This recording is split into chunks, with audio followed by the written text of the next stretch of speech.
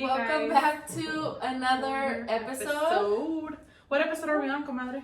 Is this episode 8? Episode or 8? 7? No, it's 8. 8? Yes. Another episode with Jay and D Cafecito con las comadres. Yay! And we have our special guest. Hello. Casper. So you're just kidding. Did you guys notice him? I didn't notice him. No, I didn't.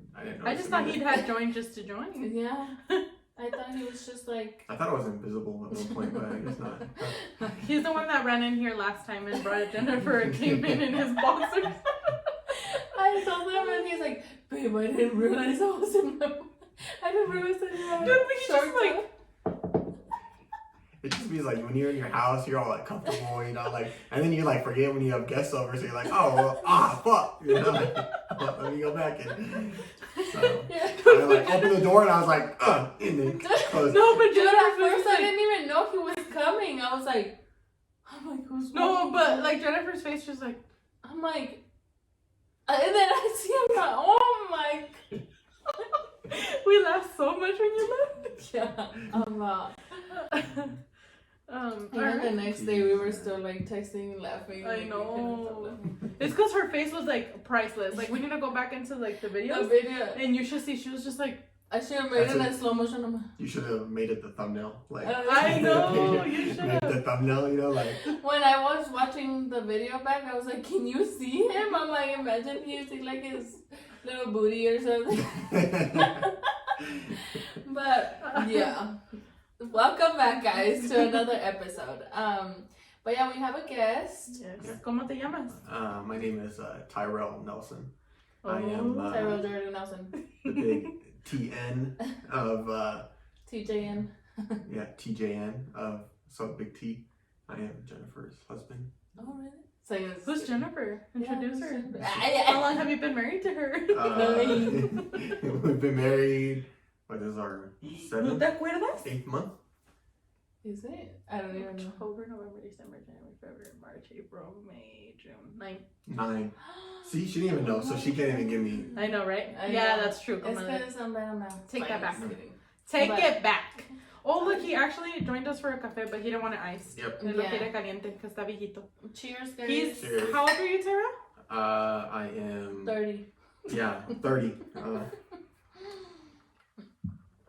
That's what Jennifer would lend you to believe. But no, I'm 25. 25? Stuck in a 40-year-old body? You know what? Sometimes 62. I feel like my body's like broken. Man, you guys, this is like the youngest, oldest person you'll ever meet. That's what I'm saying. 25 stuck in like 70, like 85. I think. Like the viejitos are back there? I think you're just because you don't walk. I think they probably have more energy. Like probably he was outside. He was party. outside measuring the fence today and everything like that. Really? So Ooh. yeah, you couldn't catch me outside like that. Fence. Oh yeah, I know. So that we don't have to pay for it. So hello. Hi. Yeah, this is my husband, you guys. She's been talking about him, and you guys finally get to meet him. Yes. Yeah, the infamous. The infamous problem child. Honestly. But I'm gonna pretend like I don't know him. I that know, way right? you guys can learn a little bit about him. So in reality, you can't ask him questions. Come on. This is a husband's show and tell. But I'm gonna pretend like I don't, like and then so you guys can know that. Yes. She's gonna block everything. Like she just met him and she just fell in love with him. Yeah. Because she did tell us your guys' love story. Oh, she did already? Oh, that's good. Yeah, you would know if you would watch our podcast. Hey, I watched it. I don't even think he deserves He doesn't to be, watch it. He deserves to. I don't think he deserves to be as a guest here. Hey, I support. Like, how? Go, Las Comadres. I support, so. I know. Tell them what you were listening to earlier, Tyrel. What are you Peso Pluma? Peso Pluma. He's obsessed with Peso Pluma. He is coming in August, like seriously. I would honestly like to go see him. I think that's something I pay for. Is like, I know the other day he's like, babe, if he ever comes, let's go. And I didn't even know he was coming. Yeah, he comes in August. He's coming in August. That'd be good. I don't like him. If not, I'd be like, I'd join you, but I don't like him. No? Why? I don't like his music. Really? No. I like it. Bores me. You know what I mean? Like, ¿Qué estás aprendiendo, bailecito? Dude, I'm telling you. I You're crazy. All right. But- Where are you from, Tyrel? Yes, so a little bit about I yourself. can get started on my background. So I was born in Colorado, Denver, to be exact, and What hospital room? oh, I don't even know that. Maybe Denver Health or something like I that. think it's Denver. Probably It Denver was Health. like what's it before? General? Yeah, Something general, right? Yeah. Yeah. But how many years ago? Because he's not that old. No, even. I think they changed their name Oh, really? like a long time ago. But like when you were born? Before. I Oh, think. before? Yeah. But and I grew up most of my life in Aurora, Colorado. Yeah. All of my life actually. So it was pretty good. Well, almost. Not really, because you moved now. Oh well, yeah, as an adult, but like as a child, my whole life was in Aurora, and it was just me and my mom for a while. She was a single mom, so till I was like 2 years old. She got married to my stepdad, so it's pretty awesome. Like those are some good years. One of my first memories from being a kid, I was like crying because I didn't want my mom to get married. So I said that I'm all like they're on the altar, like about to exchange rings, and I'm just sitting there like throwing the biggest fit. Like I was just like not happy. How old were you? You said 2? Yeah, I was like 2. Oh, yeah, that's You're understandable. yeah, I was like Oh. just a big baby, and like I didn't even want to be there. Like they had pictures of like of the wedding like ceremony afterwards, and like I'm like not happy. Like I look like the most unhappy person at the wedding, you know. So it was pretty funny, but no, that was those are like some of the best years of my life, you know. After my mom got married to my stepdad, and it was like. How was your relationship with your stepdad? How was my relationship with him? When I was young, like it was good. Like, you know, I was always with him. Like he was a real like macho man, I guess you would say.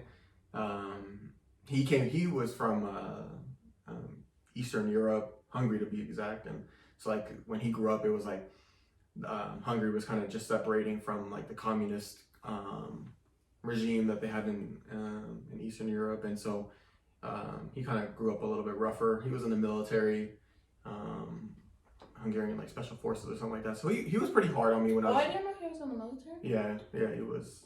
So he's pretty hard on me when I was younger, but we had a really good relationship. Like, you know, he tried to, you know, instill a lot of like discipline and kind of just making me into a man, I guess.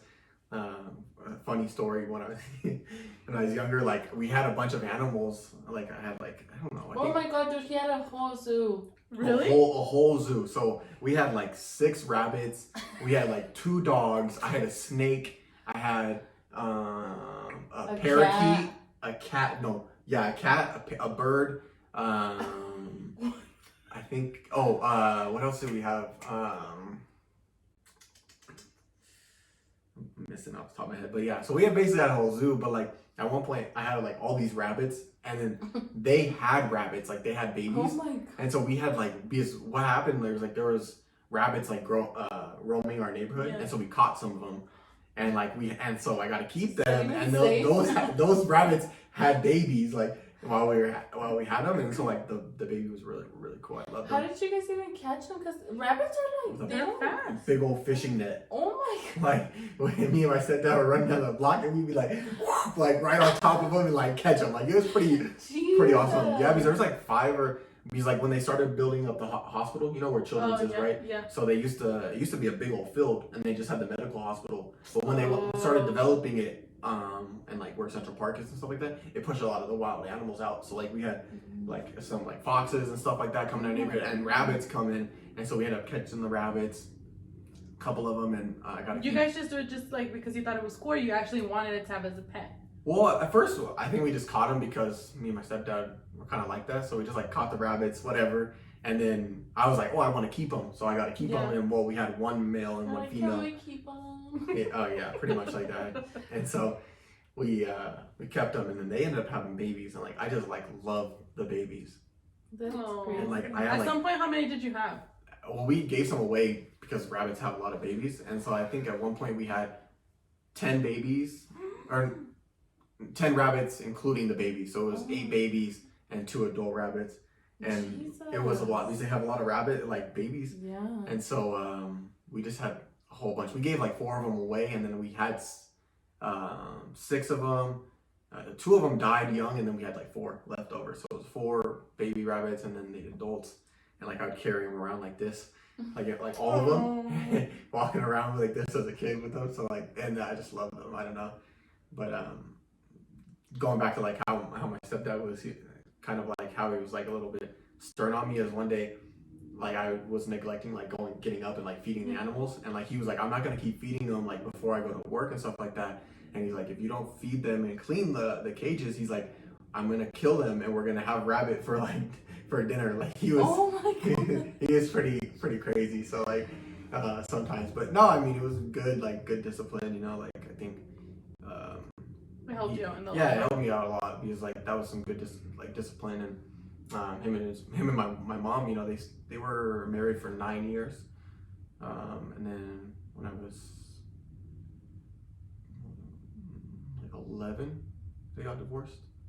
So that was pretty like interesting, but it was great because like at the same time because my stepdad still wanted to have a relationship with me. So like when they got divorced, like, you know, my mom went her way, like kept the house, and then my stepdad already had bought a house in Denver, and so he just moved to his house. And but like he was like, the only thing I want is like to have a relationship with Tyrel. So like that was awesome because you still kept in contact. Yeah, all the time. Like I would go on the weekends. Like there was never like any animosity there. Always on the weekends I'd go with him, and like, you know, we would just do So stuff. did you end up getting? I want to know. Did you end up getting up to feed the animals or no? Absolutely. You're like, Absolutely. Yeah, because I was not playing.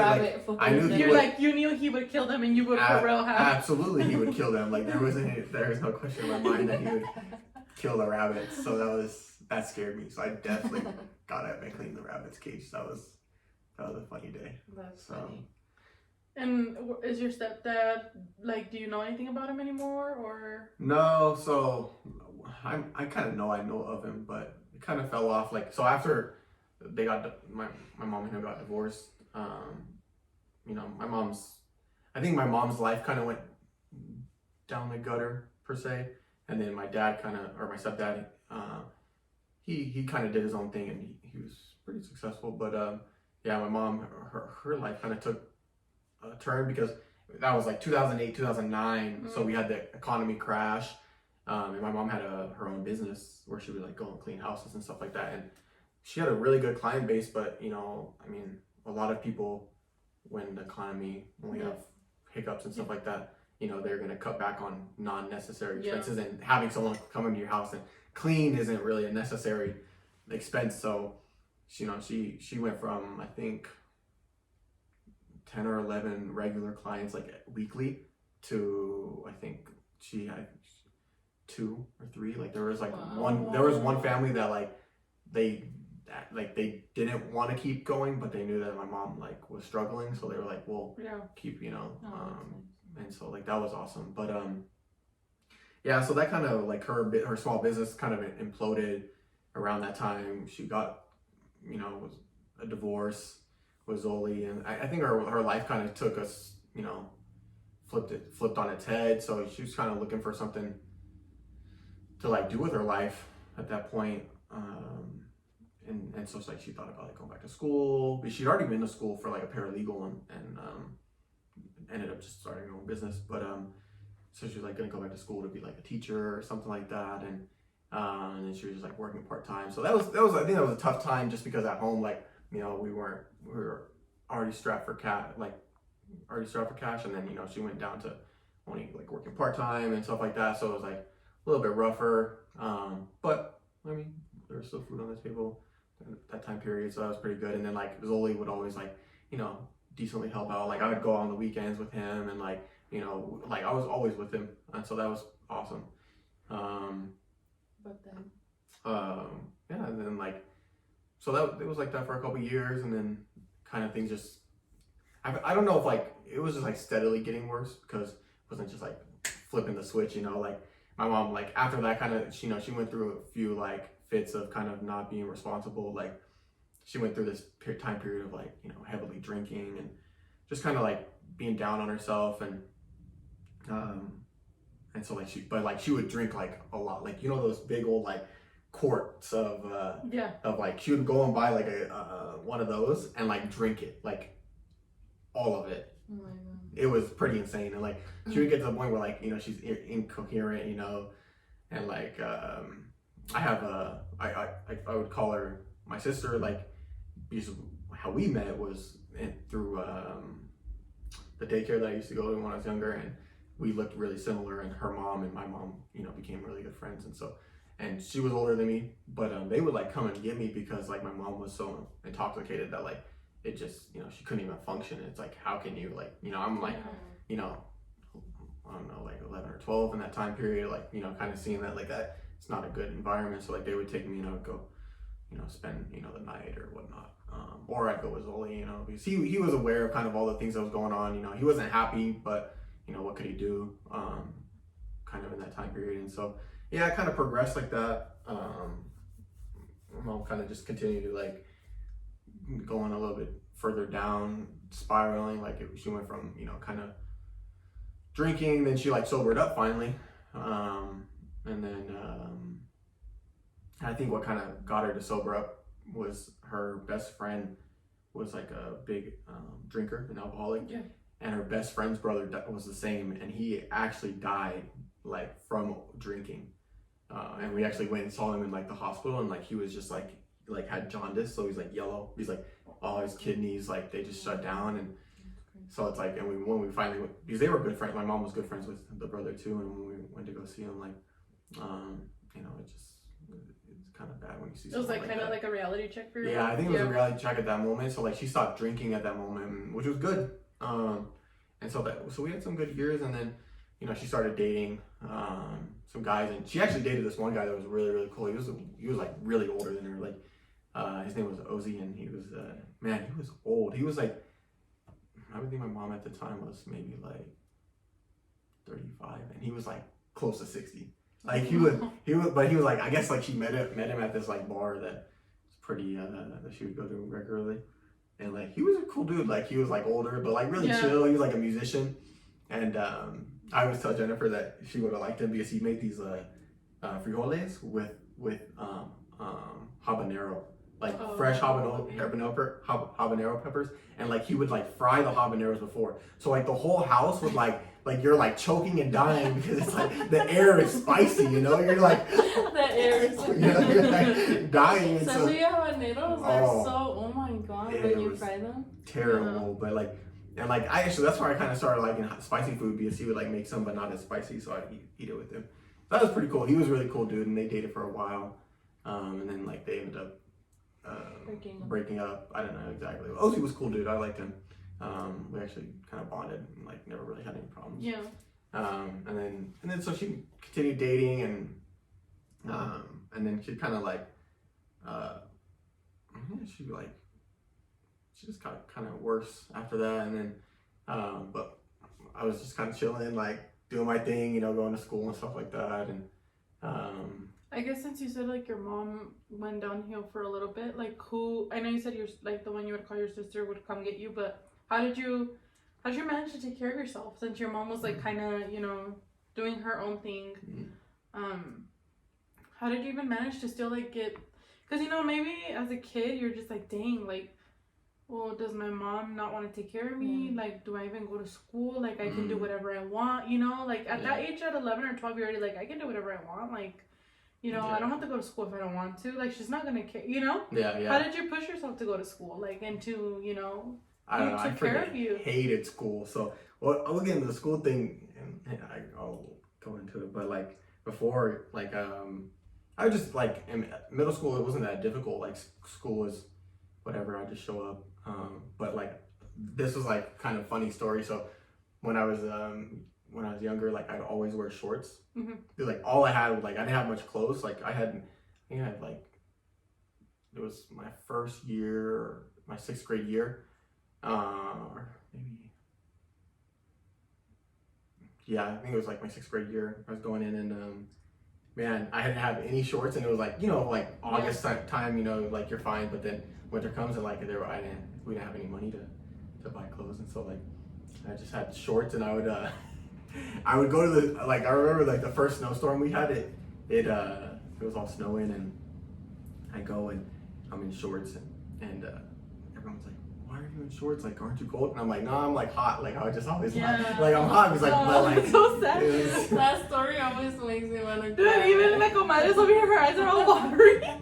you know, She's trying so hard not to I bawl. know. that, I can't remember. that was a good time. Like, at least, like, you know, like, at least I didn't let it get me down. You know, I was like, you know what? No, it's not because I'm poor. It's because I'm hot. Like, you're like, I'm hot. Exactly. Yeah. I'm just gonna get in my head. I'm too cool. Exactly. And Even though in middle school there is kids that are never have a sweater, they're always in shorts, like yeah, you that know. was me. So, but I mean, you because You you were like blended. you're like I didn't have money, which okay, that's understandable. But there's just kids that like legitimately don't Oh, want to wear pants. Like true. Joshua, Cynthia's child, he will not wear like jeans or anything like that. Like he just likes like shorts like that and sweats. Really? So you would probably think like, does he not You can pass have? it You know, off. yeah. Exactly. So that's what I'm saying. Maybe people thought like, yeah, he does like Like, wearing oh, shorts. okay. He's one of those. Weirdos, you know. Absolutely. And so yeah, like that's kind of how most of middle school went, just because of, you know, finances and stuff like that. But actually, what was, you know, I kind of because in middle school, my mom started getting worse, like in terms of like drugs and stuff like that. It was no longer alcohol, but I had these two good families. So one of them, her name's Monica, and I call her mom because I mean she raised me, you know, She's good been a family. mom. And She's so And nice. still I really is. like her. Yeah. She's really nice. Yeah. She's a Till this wonderful day, person. she's yeah, She's your mom. She's a man, Yeah. absolutely. And so it was her. So it's a combination of like three families. So there, I have one of my good childhood friends. His name's Brian, and so is his family. And like they all lived in the house 2 doors down from us.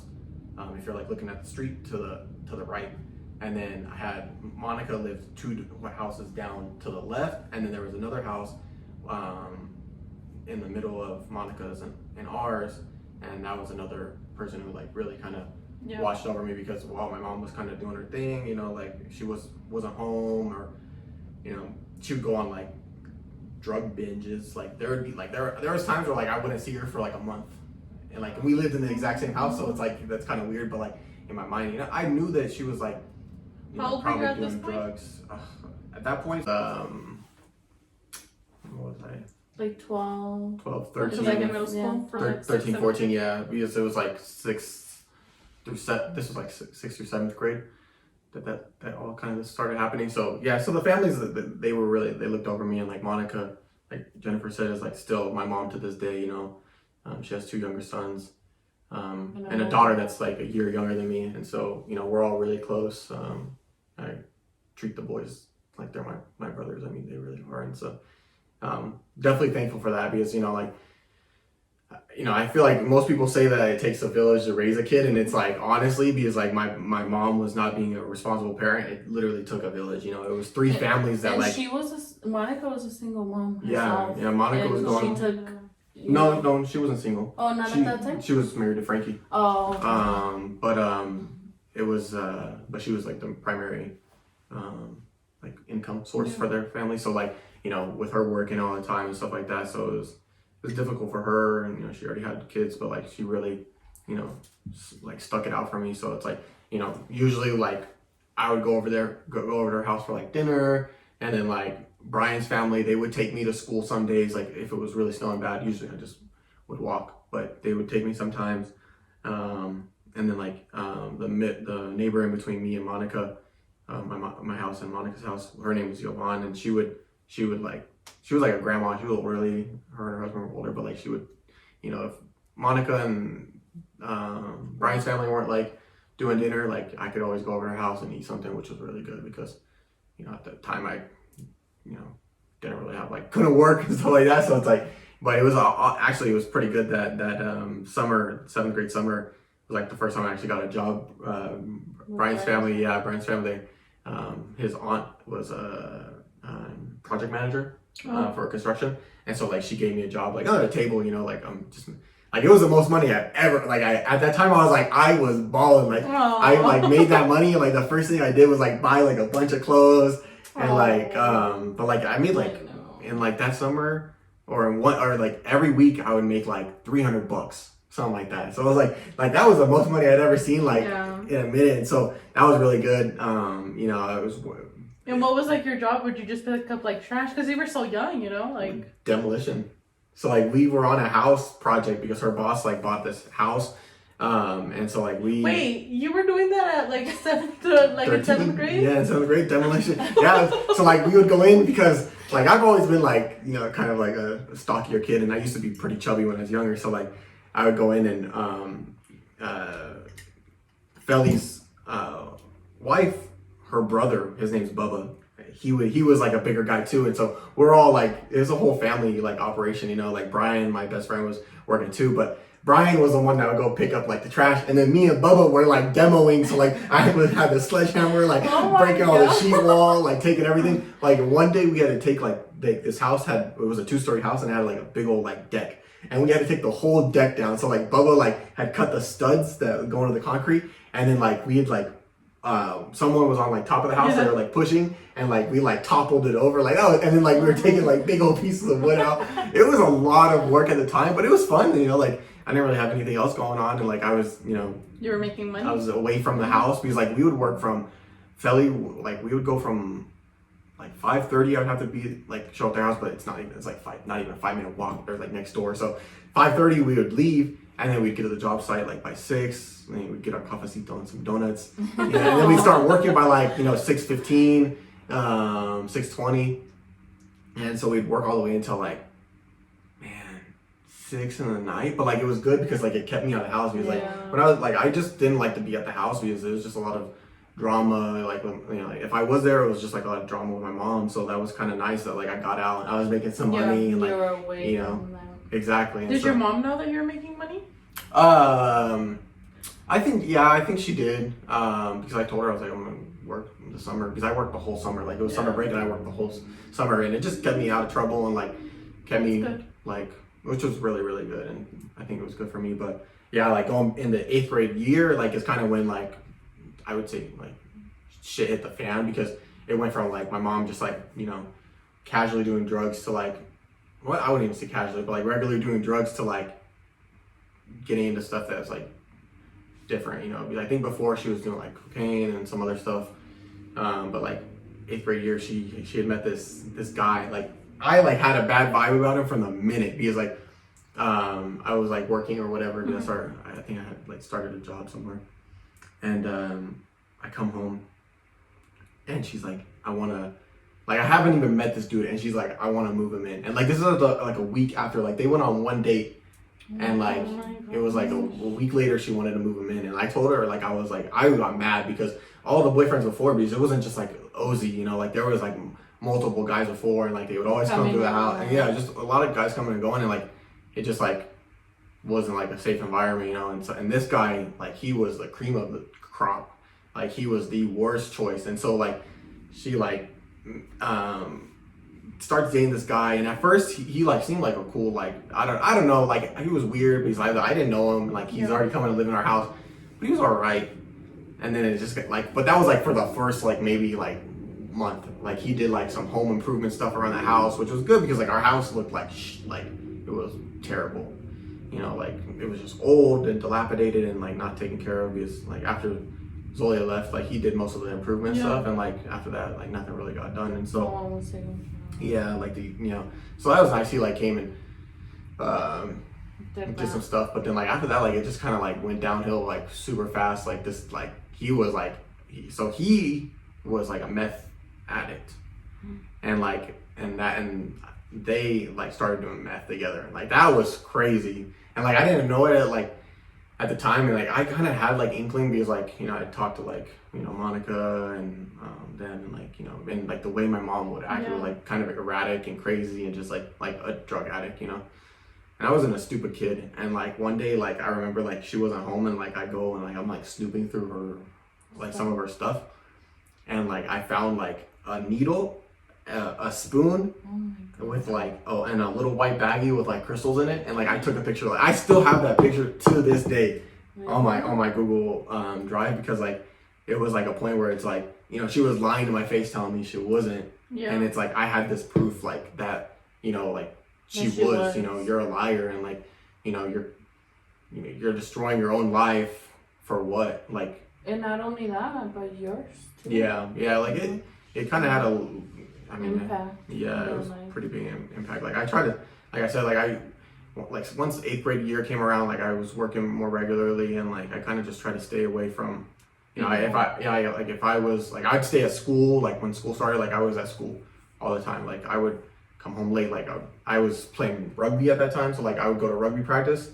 and then which would be late, and then like I used to tell, like I only slept there. Like I would tell everybody, like I only sleep there, because like it was just like, you try to be away as much as you can, and then just go to sleep and then leave.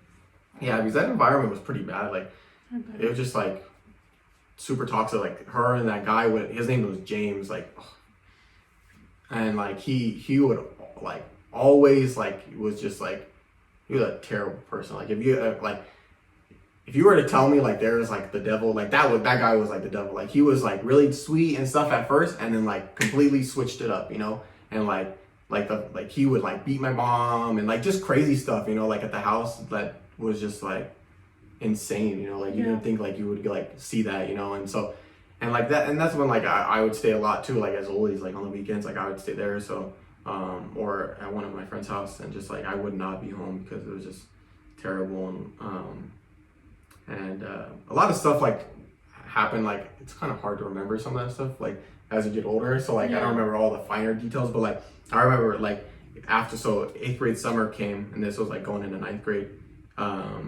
some crazy stuff had like happened that year with that guy, and like the cops had gotten called, and like the neighbors got involved, because like he was just like absolutely insane. Like he was like going off, like beating my mom one day, like outside of the house.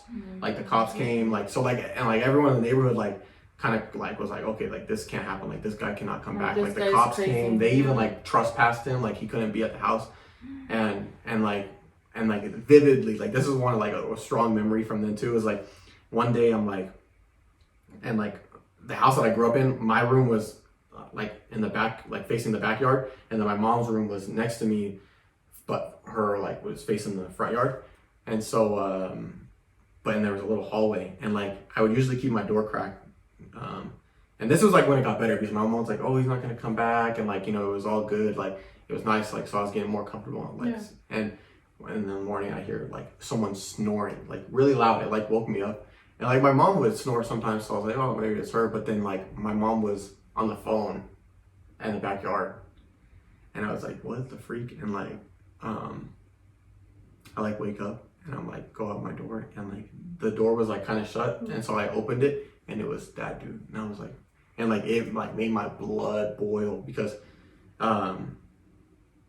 like I guess I should maybe go back a little bit, because like some stuff that kind of led up to him getting trespassed and stuff like that, was like, so a way for him and my mom to like start to make money, because my mom kind of like to you know, fund their drug habit. Like she started like selling her body, and so like he would like, you know, like pretty much. And so like it was like a combination of that, and then like him being violent, you know, because like whenever they didn't have drugs or something like that, you know, he would go like crazy. They would both go crazy, you know. Like my mom would like she was insane. Like when I was young, like my mom really never ever hit me, and like during those years, like there are so many like physical altercations like between her, like her hitting me. Like one day, like she got mad at me and like punched me like straight in my face. Like that was pretty insane. But I'm getting a little off track, and so so like that all happened. The cops came, and then my grandmother got involved, because my grandma, she lives out of state. She was living in Utah, so my grandma, my great grandma, they all got involved, and like so that 8th grade summer, kind of when everything kind of crumbled, and like all the cops got involved, and my mom was not paying the mortgage, so like the house was getting... how did she keep up with the mortgage, or they weren't. So like what happened was Zoli and my grandma kind of stepped in, because I think they kind of had an idea, but I don't think they knew like how bad it was and like what I was dealing with on a daily basis until this moment, because like my grandmother came, like the mortgage was so far behind that like they were putting us in foreclosure, but my grandma was able to, you know, like pay the balance off,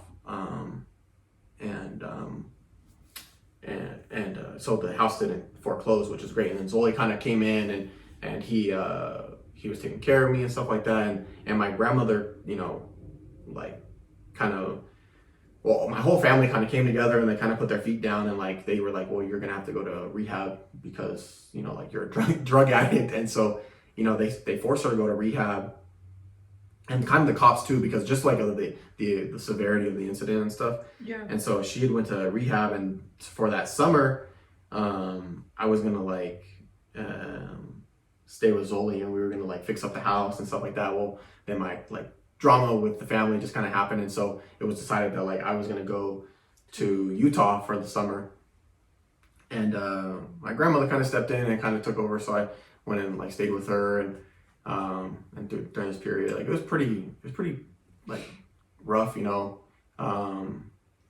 because all these things going on, and like I was like super angry, like I was just like an angry kid. Like this was like when I can tell you like my anger started, and because like got taken away from, you know, my home, the state I live in, and now I had to be in Utah. Well, Utah, that summer was good though in Utah, because like I got to play rugby, and I actually was like one of the bigger kids in Utah, so that was kind of cool. Like I actually did really good that year, and then, you know, my grandma offered like for me to stay, and you know I could live with her, and I ended up deciding not to, because like I was like, well, I do want to come home and like and like see my friends and see Zoli and stuff like that. And so and like my mom had, so this whole summer, like it was like 2 months, you know, I was in Utah, and you know my mom went through her drug program, and you know she was supposed to be clean and come back, and like I was gonna come back, and like it was gonna be a whole different thing. Like my mom wasn't gonna do drugs anymore. It was gonna be like whole like different kind of story, and like it was just gonna be me and her, and you know like I wasn't gonna have to worry about anything, which like a fresh start. Yeah, that's what. Yeah, so it was gonna be fresh start, and so I was like, okay, yeah, I want to come back. I don't want to stay in Utah. Come back. It's because even though your mom was doing all this, I feel like you were like, you had that hope, right, of like her being clean, because you're like, okay, she went to rehab, then maybe now, like how Jennifer says, like it's a fresh start. You had that hope for you, because it's like, what if I do stay in Utah and then my mom goes back to what she was, then what if, like you know, kind of felt responsible of like not taking care of her but being there for her, because you know she had gone to rehab and everything, and you thought it was going to be a fresh start and everything was going to go back to normal. You were going to be able to come back home and everything. And that's really what I thought. I was like, oh, well, this would be good, like fresh start, you know. And so, and like my mom had promised a lot of stuff, and so I was like, okay, you know, I'll give her a chance, like give her the benefit of the doubt. And so, you know, I came back, and that was freshman. This was now going into freshman year, so I was 8th grade summer. Freshman year was came back and got home, and like everything, like the house, like she had cleaned the house, like, you know, she had done some stuff around the house, so it was nice. Like it you know, it didn't look like a drug addict's house anymore. So that was nice. Got some new furniture and stuff like that, and so I was like, okay, that's like, you know, good start. Yeah. And so we and it was just me and her, and like, but you know, I think like the cracks, you could see the cracks like start coming in, because like after a couple months, like I had already like keened into like she was still doing drugs, and like was she doing them behind your back? Yeah, so like she was still doing it behind my back, and it's because the drug that she was on, like meth, is a terrible drug to be on. Like it's one of the worst. And so she sorry. No. And so so I found out that she was doing that, and then I found out that, you know, well, how did she kind of buy some of this new furniture and like make the house nice and stuff like that, and how is she going to support her bills and stuff like that? Well, she was still, you know, selling her body, and that was a weird time period, because like, you know, she was doing it in the house, and so like it was, I don't know, it was weird. It was such a weird like time period, and like I just stayed at I didn't say anything to anyone like or my grandma or anything like that, like because like I didn't want to have like Go through the whole yeah, I didn't want to go back to Utah and stuff like that, and so I kind of just dealt with. I mean, a lot of it I just dealt with, you know, like what was I gonna do? But I pretty much just stayed at the house. I actually got my like first legal job then, so like now I was like working like you know now the government was taking taxes out, right? So that was cool. I was making now I had to pay taxes, but that was a good time period because like I was working and like freshman year I actually got kind of came out of my shell in a way. Like I had met some really good people besides the friends that I already had, like Brian's family and Monica's family. Like I had met some mentors in my at my high school. One of his names was Jose, and he was like really awesome. Like I really liked him because like at the time he was like lifting weights and like he had like a sports car. So you know, like I feel like as a young impressionable man, you're like, oh, that's freaking cool. Like that's what I want to be, you know. And so like, and he was just a cool dude. So like I really started taking a shine to him, and he like, you know, was really cool. And so, but that led into like my mentor group kind of developing because he had a friend group, and like he had a friend named Johnny, and that guy was super awesome too. And so like they kind of all came together, and like they had known in my situation. Because the school kind of knew just like kind of like stuff that, because I went to the same middle school as I did in high school, so kind of the things that happened during middle school kind of just kind of, you know, like it was already kind of known. And so that kind of led in, like I feel like that really started like to kind of like gave me a distraction from, you know, being like in my life too, just like some of the stuff that sucks. So that gave me an opportunity to kind of get out of my shell, and like I was around people that you know had something like notable in their life to look up to. And so that was good. That was kind of like how, you know, freshman through senior year went, is I kind of had this mentor group, and they really like watched over me, and you know, kind of really you know, looked after me, which was great, you know, besides just Monica and Brian's family, you know, they, you know, helped me like with academics and stuff like that, because I wasn't always like the best in school. I kind of like, I've always hated school. Like I'm not a big fan of school. Like if I'm going to learn something, and then with everything else that you were going through, you know, I mean, at least you stayed in school. I know, that's what I was like, that's what I had asked you. I was like, how did you even bring yourself to still go to school? Like, but I guess now I see, like, I'm connecting dots, and I feel like from what I'm getting, it's like it was your escape. Yeah. School is absolutely my escape. Because like even when like I didn't have a job, like I would be at school until, like most people, you get off at like 3:00. Everyone goes home like right away to like play video games or whatever. No, like I would stay at school as late as possible, like until like I had a couple teachers, like I would stay there like until. But they knew about the situation, no? Like they let you, or you were just like, can I stay? Or? Some of the teachers, like like some of the ones I like could confide in, I would tell them some details. I not necessarily everything, just because it's like embarrassing. Like I think that, like. But then also, did you have a fear of like being taken away by like CPS or something if you would like got into detail? Because you know, if a teacher reports something, then you go under investigation, and then they already had those reports of like, you know. So then, what if you like? Were you scared of going into foster maybe, or? Yeah, because I'd already been like threatened, like when everything happened, the 8th grade summer, or like that time period. The cops and CPS already had gotten involved because like the domestic violence was so like bad, and just like the drugs in the house, and like.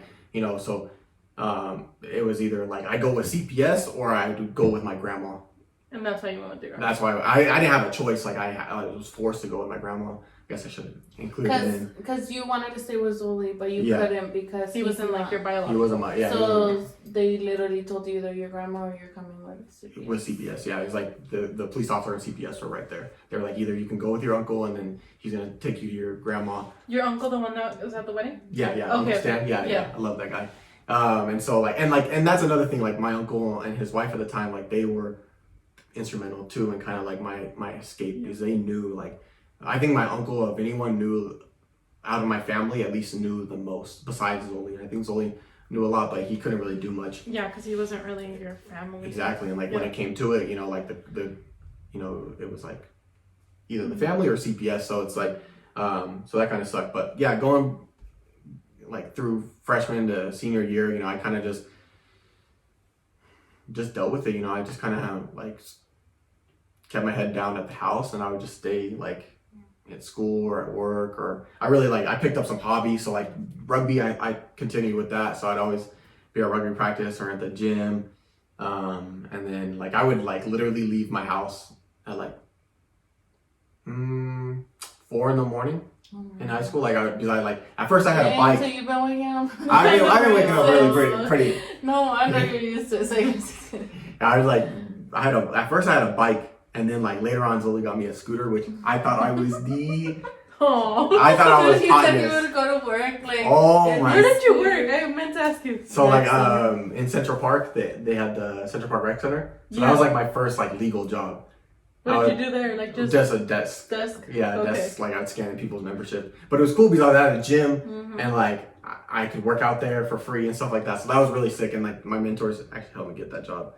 Because Johnny, so Jose worked at my school, but he also worked at the rec center. And then Johnny was the manager of that rec center. So like my first interview was with Johnny. He's like, yep, you're hired. Come on, tomorrow's your day. Get in. Yeah, and like it was crazy because like at first Johnny didn't know like the severity because Jose didn't tell him everything. And then like one day we were at dinner, or like, you know, like Jose wanted like, Johnny wanted the whole story, like everything that happened. And so like I kind of told him, and like that was crazy. Like we kind of bonded. So freshman year to senior year was kind of just me keep my head down. I excelled pretty good academically. Like at first I was not, and then like my mentor group like really pushed me to. So because they kind of acted like parents. Because at one point like my freshman year, like I did not actually really care about anything that anyone said or did, and I think I had a really like not stuck up attitude, but just I was mad at the world, and so I kind of would like take it out.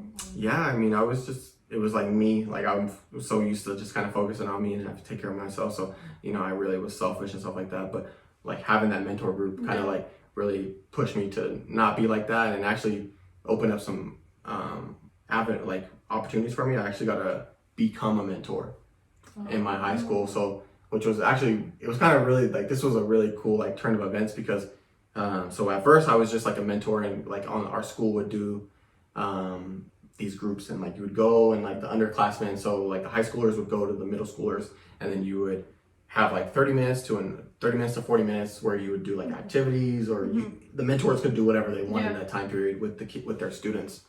And so it was just like that was really awesome. And so I got to do that, and it was group, and then it kind of became where like these mentors, they were getting more of them, and, like students that they saw were like needing like the like upperclassmen that were like, you know, academically good, and like also like were like outgoing. They saw that, so they were picking more mentors. And so then what that allowed the mentors to do is actually go from like a bigger group to actually like focus on a smaller, like you could get like one-on-one.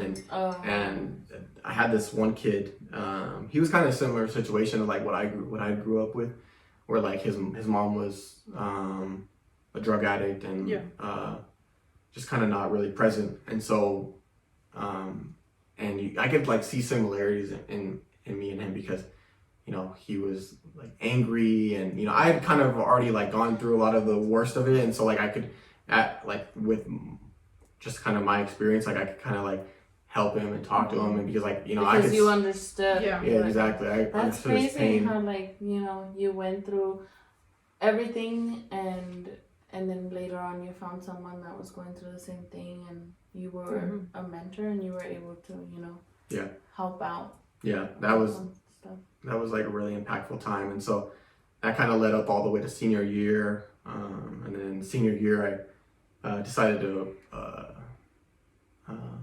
apply for college, because I was like, oh, I know what I'm going to do. Like, I'm going to go business. And, you know, I really liked, I've always liked money. I think everyone likes money. But I've always liked money. And so I was like, you know, I'm going to study business and like do like macroeconomics. And I thought I had like we had to do a senior project where like we would like plan out like what we were doing afterwards, and I was like, man, I got this. Like I like planned out my whole life, like I like already researched the job I was gonna do like after college.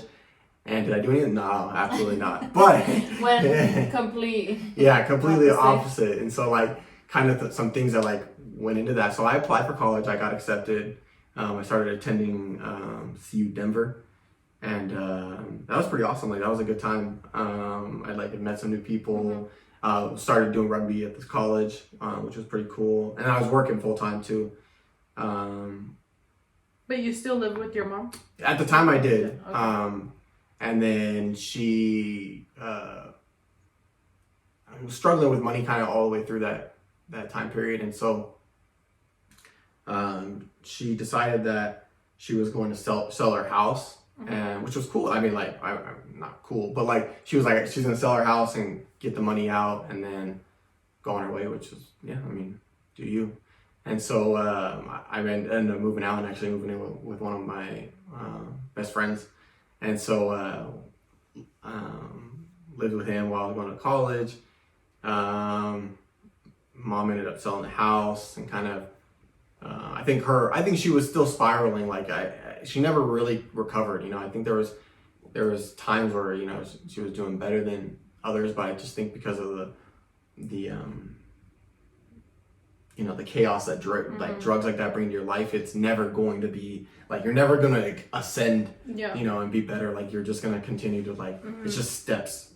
Each step might be shorter or longer, but you're still taking a step downward. Yeah. And so she like I think her selling her house was, so once she wasn't able to pay the mortgage anymore. And so I think with her, what her idea was selling the house was she's gonna get a bunch of cash and then she could do whatever. And that's what she did. She sold the house, got a bunch of cash, and kind of did her thing. And during this time period too, like some crazy stuff happened in my life. I ended up dropping out of college because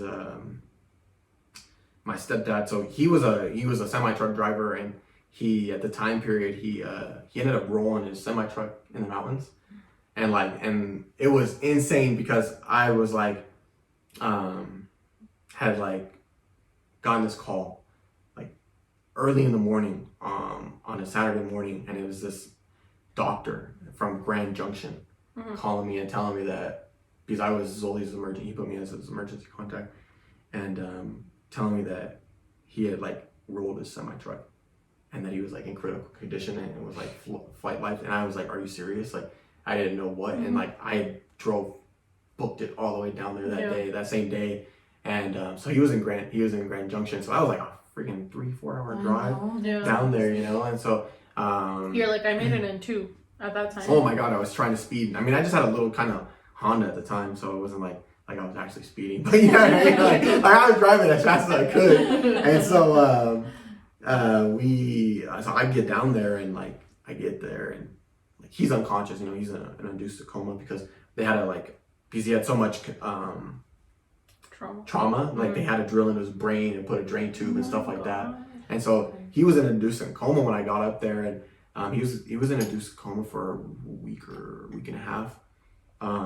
But this whole time, I'm working, I'm going to school full time, and then this kind of happens. And I didn't care about my studies at that point because I already didn't like school, and I was just going to school because I knew I needed to do something. And so I kind of just let go of all my studies. Like I had gone behind like a month in work just because I would go. So that first time I went to Grand Junction, I came home, and then I would drive to Grand Junction. Like the first week and a half while I was in a coma, I didn't, because the doctors were monitoring me. They would give me calls every day, and it's I was still working and going to school. But once he woke up, I was more regularly going down, just because when he woke up, he was like a baby, because of the brain trauma. He called me on the phone, and it was heartbreaking because this is a man that I've always looked up to in my life, and he spoke like a baby. He couldn't even really form words, and so that was a tough. So he was down there. He was down in Grand Junction for after he came out of coma, he was down for 3 weeks, and he was getting better and stuff like that. But because of the severity of his brain trauma, needed to come up to Denver where they have a specialty therapy, and he would be doing like kind of brain stuff, and then after that he was going to go to another specialty, kind of like more of like a more outpatient kind of thing. And so during that time period, you know, like I'm his sole like beneficiary, like I'm making sure like, you know, like the house stuff is getting paid, like the tenants, because he had a couple renters, like making sure the tenants were paying their rent, like, you know, I decided to like took care of like everything. And so that was a hard time period, like, because like, you know, like adding that on top of like doing school and stuff. So like I pretty much kind of just let school go because it was the only thing that I didn't really need financially, you know. And so I was just working, and I ended up dropping out after that semester because I had already gotten so far behind. There wasn't really a way to catch up, and like I'm still dealing with my stepdad and like his stuff because, you know, I was his medical power of attorney for that whole time period, which it was like 3 months. And so like he didn't start really like getting back into being able to take care of himself until the later part of that year. So that happened in like, it was like early September is when it happened, and he didn't start like being able to really like get back into it until like I want to say June the next year. Oh dang! So it was a long period of him like recovering and kind of, and so like I was taking care of all his stuff during that time, and so obviously like I just quit school. Yeah, and so and my mom had sold the house at that point, and she was, you know, off, and so, you know, I was like, you know what, I was struggling, and like I kind of was just working, and I was like, you know what am I gonna do in my life? Like just sitting there like being kind of like, you know, I don't want to. But when your mom sold the house and all that, like, were you still in communication with her? You were just like, yeah, you do you, and then I do me, and you guys went like. Yeah, I'm pretty much, because I just like, we never had a good relationship kind of after everything. Like, you know, when I was young, yeah, like we had a good relationship because of me and my mom a lot of the time, but like it never can change. Like it can never be the same. Like it's never going to be the same once kind of that pain and trauma happens. So once she sold the house, I just was like, well, cool, whatever, do you, like, go do your own thing. Like I'm trying to focus on my life, and, you know, taking care of Zoli at the same time. So it's like I just didn't really care. Like, you know, that's fine, whatever you want to do. And so and she went off. She like ended up buying like an RV and kind of like driving around the country, and just kind of continued spiraling down. And so and I was looking for something like a change, you know, like I really had nothing going on. Like Zoli was after that year, he started getting back and he started working again, and so that was good. Like, you know, and he got back to himself. He was doing good. So you kind of felt like, okay, mission accomplished. Now what am I gonna do with my life? Yeah, and like I already knew that I didn't want to go back to school, because I just, like, at that point I was like, I got a new job, which at that time was like the most money like I ever was making, and that was a pretty good job. I was working at Ford, and I like got a union job, so I was like, that's pretty sweet. I was like, you know, I'm gonna probably just rock off with this for a little bit, but I ended up kind of changing. Like I wanted to do something else, and like I really wanted to get, like, after Zoli felt better, like I kind of wanted to just like get away. Like I was so like already like everything from like my childhood, like I was just already way overwhelmed with kind of just life in Colorado, and I thought, like, you know, I want to leave. Like I don't want to be here. And so I ended up, when I was in high school, I ended up talking to a recruiter for the Marine Corps, but I never went, because I was like, no, I know what I'm gonna do. Like I don't need to go to college. Like, I mean, I don't need to go to the Marine Corps. Like I'm gonna go to college. Like I know what I'm doing, you know. And so but then he ended up contacting me back, and because we'd stayed in contact, we were kind of like friends on Facebook or whatever. And so he had contacted me one day, and like I was just like, at this point I was just kind of fed up. Like I didn't want to like be in Colorado anymore. It was just such like bad. Like you were done with it. Like you wanted to leave and start a new life, pretty much. Absolutely. I was just like, I'm fed up. So he was like, hey, you want to like come do me a favor? This is what he said. It was funny. He's like, hey, can you do me a favor? He's like, I need to hit my numbers this week. And if the audience doesn't know, military recruiters, they have like quotas that they have to hit. And so he's like, hey, can you just come in, help me out, like come in, like we're gonna do the paperwork, and like, but like you can just leave after that, and like, you know, you don't have to sign anything. And I was like, okay, like that's fine, yeah. And then like I said that, but then when I went, like I was like, we're doing it, and I was like, you know what, like I just said F it. I was like, might as well. Like, what is the worst? So I told him, I was You're like, I already went through so much. What else can this be? Yeah, exactly. Yeah. I was like, what's the worst thing that can happen? And so I was like, all right, let's go. So I like ended up signing it. And I was like, when can I leave? Because I was like ready to go. I was like, I didn't really have the funds much to like just go anywhere. So I was like, when can we leave? And he's like, you're like, what's the cheapest way to get out of here? Yeah. Absolutely. Yeah, absolutely. And he was like, and he said, you can go 06, so like you have different job numbers in the Marine Corps. Oh God, we went over this. Yeah, we kind of, well, that was just ranks. Like jobs is a whole different thing. Right. And so like he said, you can go. I wanted to be in like IT because I was like, I want to do something like, you know, applicable, or like I wanted to maybe do like intelligence or something like that. Be a nerd because like I wanted a job after I get out. Yeah. And so, but he was like, well, he's like, if you want to wait like to get like because I wanted an 06, I can't remember the 0627 or something like that. Those are like the tech, like your like more computer stuff. But he was like, no, that MOS is not open. He's like, I can do an 06, which is like the field. So, and not just a specific job. He's like, I can do an 06 open. They all sound the same. I know. I'm just like, He's like, you can do an 06, which is this comm. He's like, you can do an 06 open, and I can have you leaving next month. And I was like, sign me up. So like, I like put my 2 weeks notice into my job, and like they were awesome because like my job was really cool at that time. Like they all like had signed a letter for me and like gave me a bunch of money, like and brought a cake, and it was like a whole like cool thing. And so I ended up doing that, and I was only in the Pooley program for like a month and a half, and then I shipped out. And so I was like deuces. I was so happy because I was just like done, you know, like you're like I'm never coming back. Yeah, that's what I thought. And so Is that when you went to Japan? No, so when you enlist, you first have to go to boot camp. So how hard was that? I've heard that the Marine is like hard. I don't know. I didn't necessarily think boot camp was hard. Like, what was it like?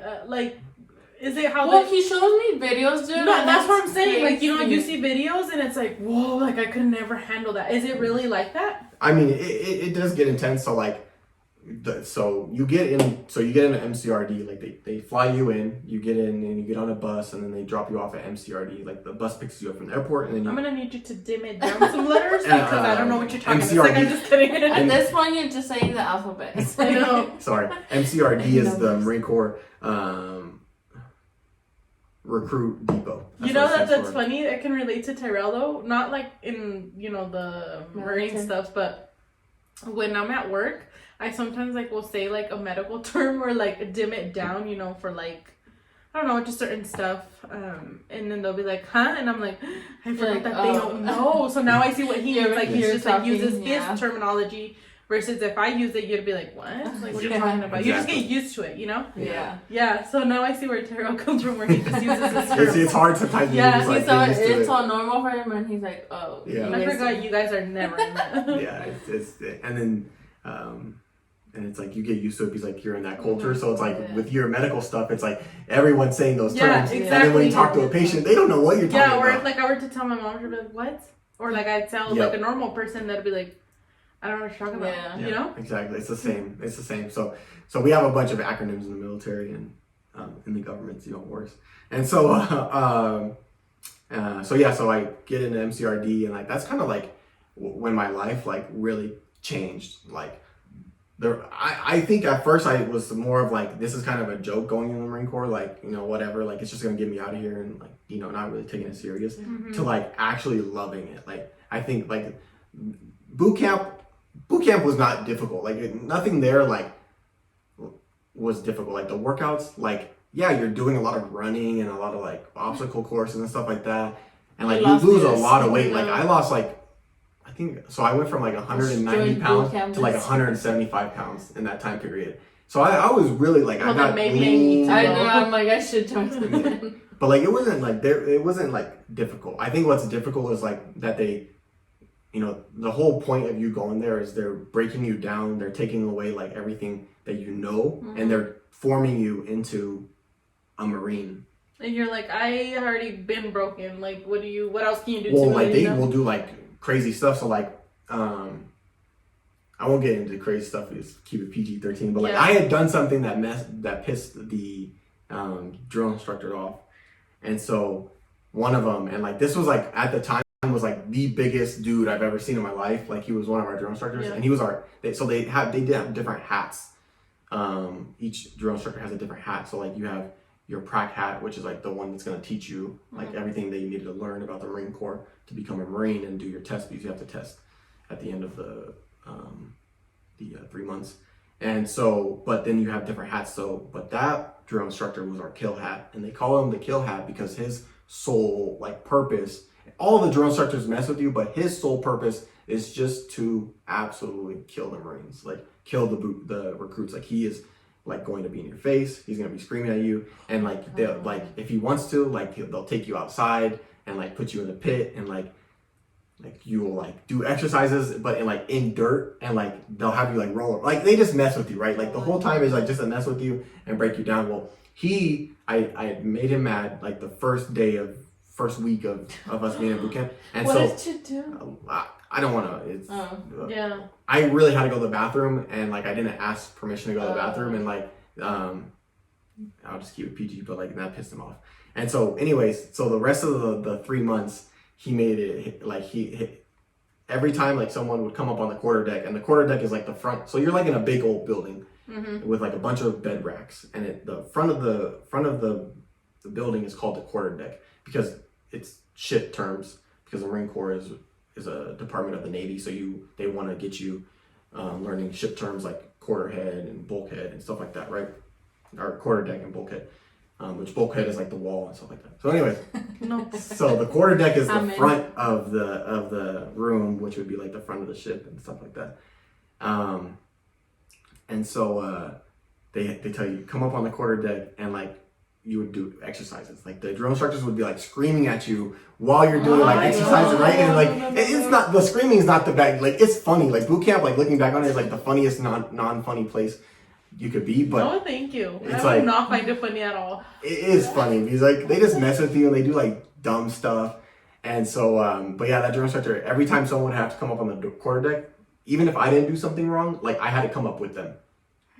So like he picked on you. He picked on me like the whole, because I made him angry. I like did something to him, and so like now he knows my name, because like if you really want to like be successful in boot camp, or like you just stay like keep your head down, you know, like, or not be successful, but like if you don't want to get messed with a lot, just keep your head down. But like if you do anything to like they're gonna pick on you every time. So like I was always on the quarterdeck, and like, but it was fun, you know. It was 3 months and it went by really quick.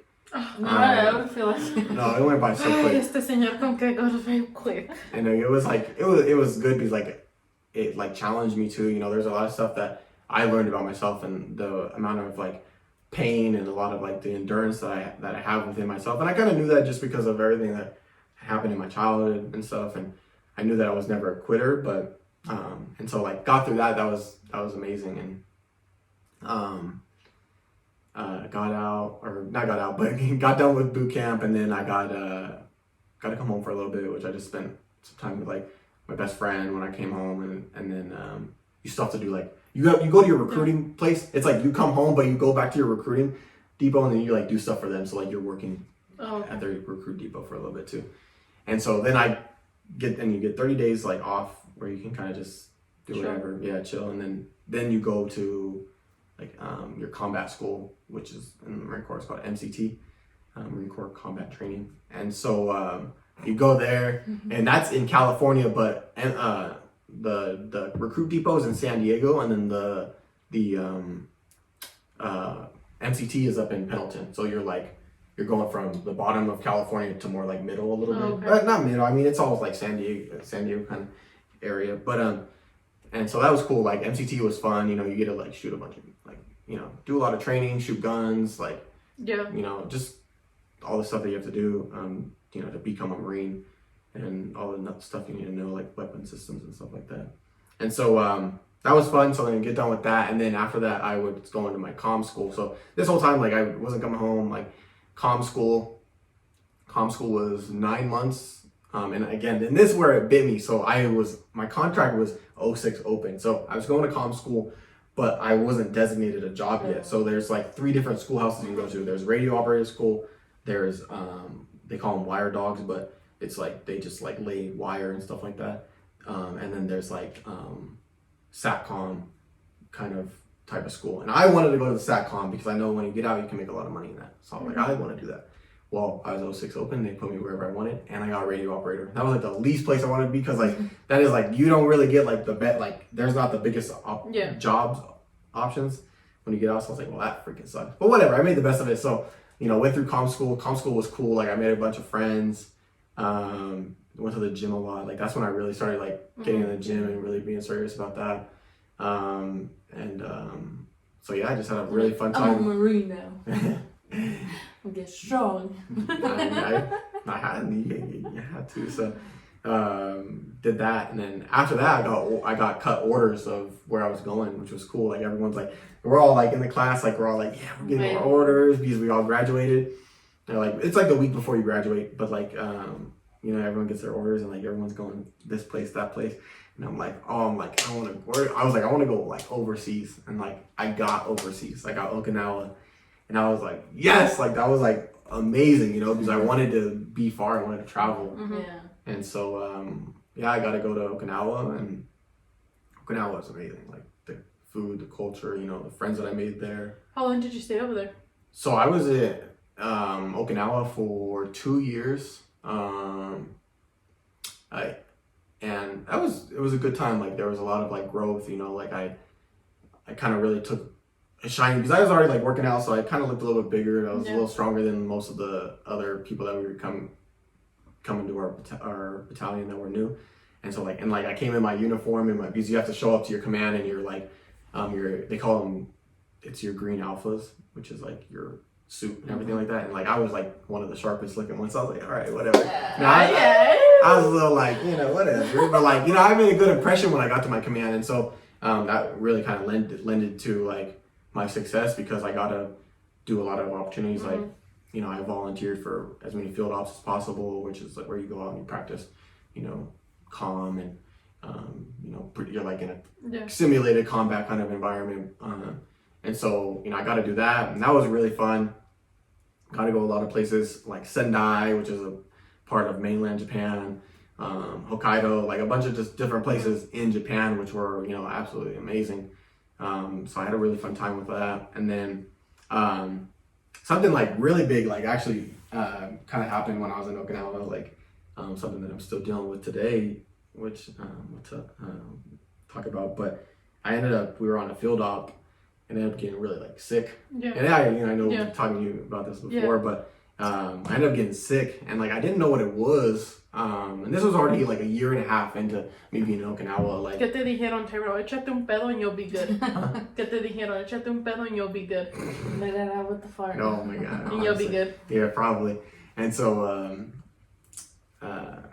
so I got sick on this field op, and you know the doctors didn't know what it was, and they didn't have like the ability to really, because we were on the field op, they didn't have the ability to. But like I was sick, like we came out of the field, and then like I got picked to go back in the field and do a night shoot, and like this is what like really messed me up because I was already not feeling very good, and we went to go do a night shoot, and like the one day that like we go back in the field, it's like snowing and raining. So like on the way going to Fuji, because you're like we're at Fuji this time for this op, and it was like snowing and raining at the same time. So like my like waterproofing stuff was not waterproof. It just like soaked through my layers, and you're just like this freezing.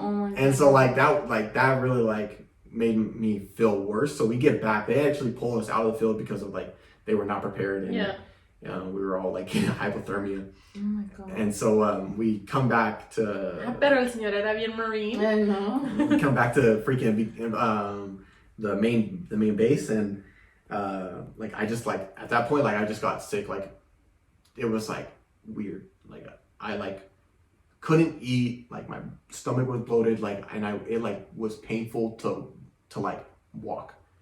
And so I was like in like bedridden for, you know, I talked to the docs, and like, you know, I was bedridden for like a week.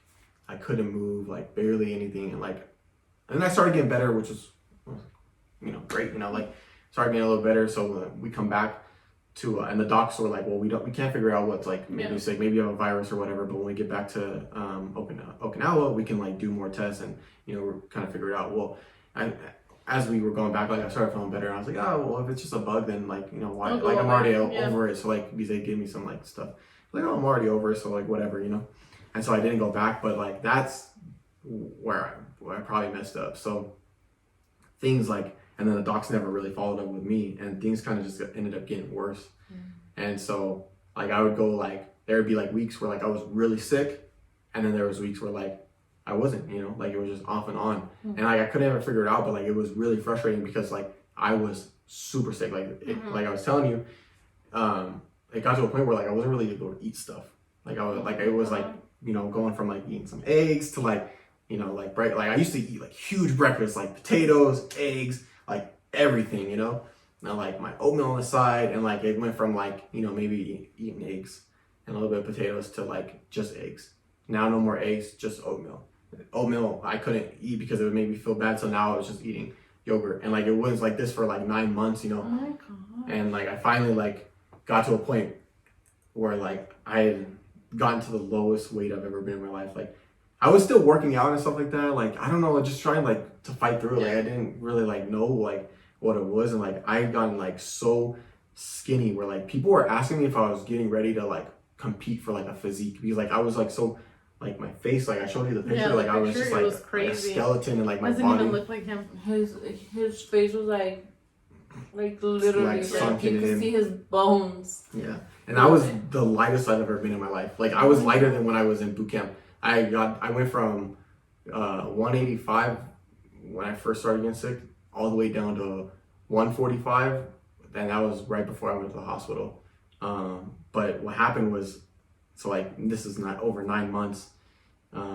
I finally one day I'm like at my master, and he brought it up before. He's like, what are you doing? Like you look like you're losing your hair. Like are you okay? Like he brought this up, and I'm like, yeah. He's like, your skin like looks pale. Like he was a cool dude, but he would always like, if there was something that he saw that was wrong, like he pointed out, And so and like one he day, wanted to make sure, like, hey, what's going just on? with anything, he was very like particular about stuff, and very like perceptive. And so one day I come into work, and like I'm like, I didn't feel like bad, but I think I just got used to feeling bad. Yeah, so like, like it was like whatever. And so like, but like he was like, you look like terrible. He's like, I want you to go to medical right now. I was like, he's like, you're gonna go to medical, and then like see what they say, and then you're gonna come back. And I go to medical, and like they do all my vitals and stuff, and they were like, no, like they were like the doctor was like, oh my God, like my vitals were off the chain. I think my blood was like my blood pressure was like 170 over like 60. Oh my God, Tyrel. So like the doctor like freaked the freak out, and he's like, you need to go to the emergency like room right now. And like he called my mass sergeant. My mass sergeant like was like, okay, he came down. My mass sergeant took me to the emergency room, because the base that we're on it just has a clinic. Yeah. And so like the main hospital, you have to go drive down to more like the city area of Okinawa, which the base is called Hansen, which is a big naval and Marine Corps base in Okinawa. And so we drive down Hansen? No, Hansen is where we're at. It's Kadena, sorry. Yeah, Kadena, I think. Whatever, it doesn't matter. But so we drive down to the freaking emergency room, and they like induct me, and like, they just have the same thing. Like my blood pressure is off the chart. They don't know what's going on. I kind of told them my symptoms, and they were like, okay, well, like, you need to see GI, go to the GI, and like all this kind of stuff, right? And so and they give me some steroids, because they're like, you're not going to be able to see GI right away. Yeah. But, we're going to give you a course of steroids, just kind of like, we don't know what's going on, but here's some steroids so you like don't feel bad. And I was like, okay, and that steroid course like made me feel pretty good. And then I finally got into the GI doctor, and the doctor was like, well, he's like, he kind of brought up like, oh, well, there's like a virus that you can get in Okinawa that like can kind of do similar. He's like, but there's something else that I want to test for just in case. And he's like, I probably don't think that it would be that. but like I just want to make sure. And he didn't tell me what it was, and or no, he did. He said it was like Crohn's disease or something like that. And so that night I go back home, back to my base, and one of the docs that was like, he was really cool. He like looked out for all the Marines and he was in our barracks. And he comes up and he's like, hey, he's like, what'd they say? You know, because he'd seen that I was sick. And I was like, yeah, I was like, the doctor thinks like maybe I have like this bug. He's like, yeah, like maybe. And then I was like, but he's also testing for like this thing called like Crohn's disease or something like that. And the doc was like, oh shit. He's like, Crohn's disease. He's like, I hope it's not that. He's like, because if it's Crohn's disease, like, he's like, you're not gonna be able to stay in. And I was like that kind of like shocked me at first. I was like, wait, what? Like, why? You know, like what the freak? And so I was like, well, hopefully, like I was just like, you know, at that time I wasn't really religious, but like I was like, you know, oh, God, please don't like let it be whatever, you know, because I was really enjoying the Marine Corps. And so a month goes by, like all my lab results come back and everything like that, and it was Crohn's disease. It was, like the GI doctor, he calls me in. He's like, I want you to come in today when we're gonna go over this and like we're gonna talk. And he didn't really tell me too much, but I go in and like that's when he kind of broke the news to me. And that was pretty rough because like he kind of laid out like the plan, like what was gonna happen after that. You know, like he's like, you're not gonna be able to stay in the Marine Corps anymore. He's like, it might not be that like tomorrow you're getting out, but he's like eventually he's like they are going to relieve you, because he's like, you cannot be in the Marine Corps. He's like, you cannot be in with an autoimmune disease like this because of the severity and like kind of the maintenance that has to go into it. And at that point, they started me on like the drugs that I'm on, which it's a monthly infusion, and then I have some other drugs that I take. And so at that point, like I was like, oh my God, I was already like super sick, you know. So like I went from like being really sick to now like them telling me like, oh well, like you're not gonna be here, like you're not gonna stay in the Marine Corps anymore, like this is kind of the end of it for you. So like I think that was like one of the biggest like swings of depression I've ever had in my life, because I went from like hoping that it wouldn't be something to now like them definitively telling me, hey, like you are going to be separated from the Marine Corps. And I think like my whole world crashed down, because I didn't know, like I was still young, I didn't know what I was going to do with my life. And like, you know, I was like, this is all I wanted to do. Like I put so much time and effort into this, and I was good at it. And for you it was like an escape. Mm-hmm. And then you're like, I can't even do that. Like they're pretty much kicking me out of this that I was enjoying and using as an escape, you know. And like now I'm gonna have to go to back to the place where I ended up. What is it called? Like huyendo, like running away from. Running away, And how long did they let you stay before they were like, you gotta go? So I finished out my 2 years in Okinawa because I only had a couple months left. And in that process, what they started doing was, because technically with being in Okinawa, you're considered like forward deployed. And with an autoimmune disease, you are not allowed to be forward deployed. So like the first steps was getting me back stateside. And so kind of, you know, taking care of my disease while I was there and getting me back stateside. So they put me in this program, which it's called so when you are wounded or you have a sickness or something like that in the Marine Corps, you usually get sent to, you know, they have like special commands where you can go. And in the Marine Corps, it's called Wounded Warrior Battalion, and they have a couple of them. They have one on the East Coast and they have one on the West Coast. And so like you're gonna go to either one of those, which is the West Coast because Okinawa is on the western side, so that's the first one. You're not gonna go to the East Coast. So West Coast, and so they had to put the package in and get everything kind of approved and like all my flight and stuff like that. And so, you know, at this time I'm getting like treated and stuff like that, and they put you on like light duty, which means that like you're not allowed to like do regular stuff. Yeah.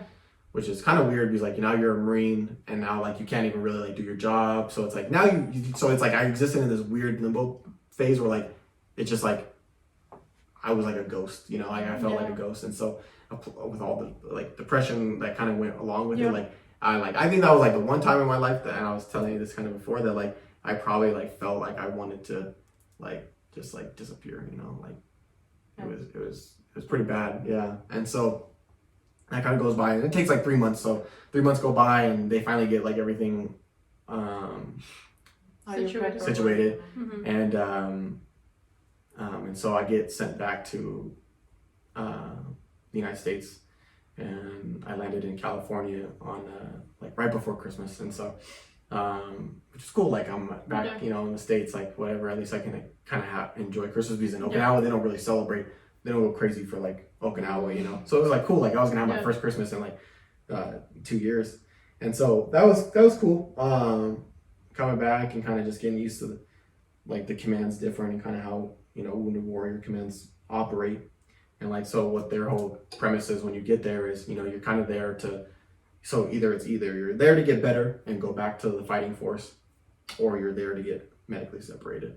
And well, because of the severity of Crohn's disease, and kind of like, there was no option for me to go back to the fighting force. It's like, you're in one path, which is the medical separation path. And so that was kind of, as soon as I got there, you know, they started initiating things. I had been set up with all my doctors in California, because maintaining Crohn's disease is very imperative. And so that was that. And then that took 2 years. So I was in California for 2 years. You know, I had made like some of the best friends in the Marine Corps actually there. And so like, I still talk to them. Shout out Moreno and Brandon if they ever watch this. But you're gonna have to send this. Yeah, I'll send it to them. But they were freaking awesome, and we got into. Moreno was the one that was in your wedding, and then Brandon was the tall, like white guy, right? Yep. Okay. Yeah, my best mans. Yeah, so they were there at our wedding, and yeah, amazing guys. Met them there, and kind of just started the process through medical separation, like just, you know. And I ended up at my disease kind of wasn't being controlled while I was there, so I ended up actually having to have surgery. So sometimes when Crohn's disease isn't controlled, because what Crohn's disease is an autoimmune disease, but what it specific does is your autoimmune system thinks that like your GI tract is foreign. So like, you know, when people have they'll get like a heart transplant. Yeah. So like, and they have to be on drugs to suppress their body from attacking their organ, that heart, because they don't want it to reject. So like, but what my body does is like, what Crohn's disease does is your body is attacking your stomach, because it's like, thinks that it's foreign. It's so weird. And so like, you develop like ulcers, you can develop holes in your stuff. And like, and in my case, like I was getting like obstructions, and like, because of the inflammation, I was getting really like, bad obstructions. And so the one way and like, there's certain points in your stomach where it can be a little more severe, and like for me, it was you have valves in your intestines, and those valves, when they get like scarred up, they won't be able to open. And so you have 2 valves, like one on your colon, and then you have one in your ileum, which is like the separation between your large intestine and your small intestine. And so I had really bad scarring on both of those areas, and so they ended up doing a surgery. So I had like a third of my colon pulled out, and then about like 4 inches on each side of my ileum. They take that out, and they just sew the large and small intestine together. And so that was freaking crazy. That was like the most pain I've ever been in my life. That was an insane. Like I was in the hospital for like a week or so, and like it's crazy because they like cut you up, right? Like you could like come out of surgery, like you're all high off the drugs. You're like, oh, that wasn't that bad. And then like the drugs wear off, and then like you're just in like so much freaking pain. And like and like they make you, because like when you have stomach surgeries and stuff like that, or you have to get up and walk because your stomach needs that. And so I just had my stomach like absolutely like cut open and just like, you know. So you can kind of relate with me that you have to get up like within those 24 hours, and it's like you don't realize how much of your muscles you use from your stomach, but you use them for sneezing, coughing, even to move right now. I like feel it moving, you know, like, or like to scoot this way or bend down. And when they make you get up, it's like you can't breathe. What? Yeah. I can't even be laying here. And I can feel Tyrel's pain. Oh my God. It's terrible. And it's like, okay, I'll help you. And it's like, you're pulling me, but you're pulling my stomach with you. Like, it's like if they're pulling your stomach. Yeah. And so like, and then they try to get you to eat right away too, so you can start your stomach, you know. They make you eat like apple juice and then like Jello and stuff, because they're like, we don't want you. Yeah.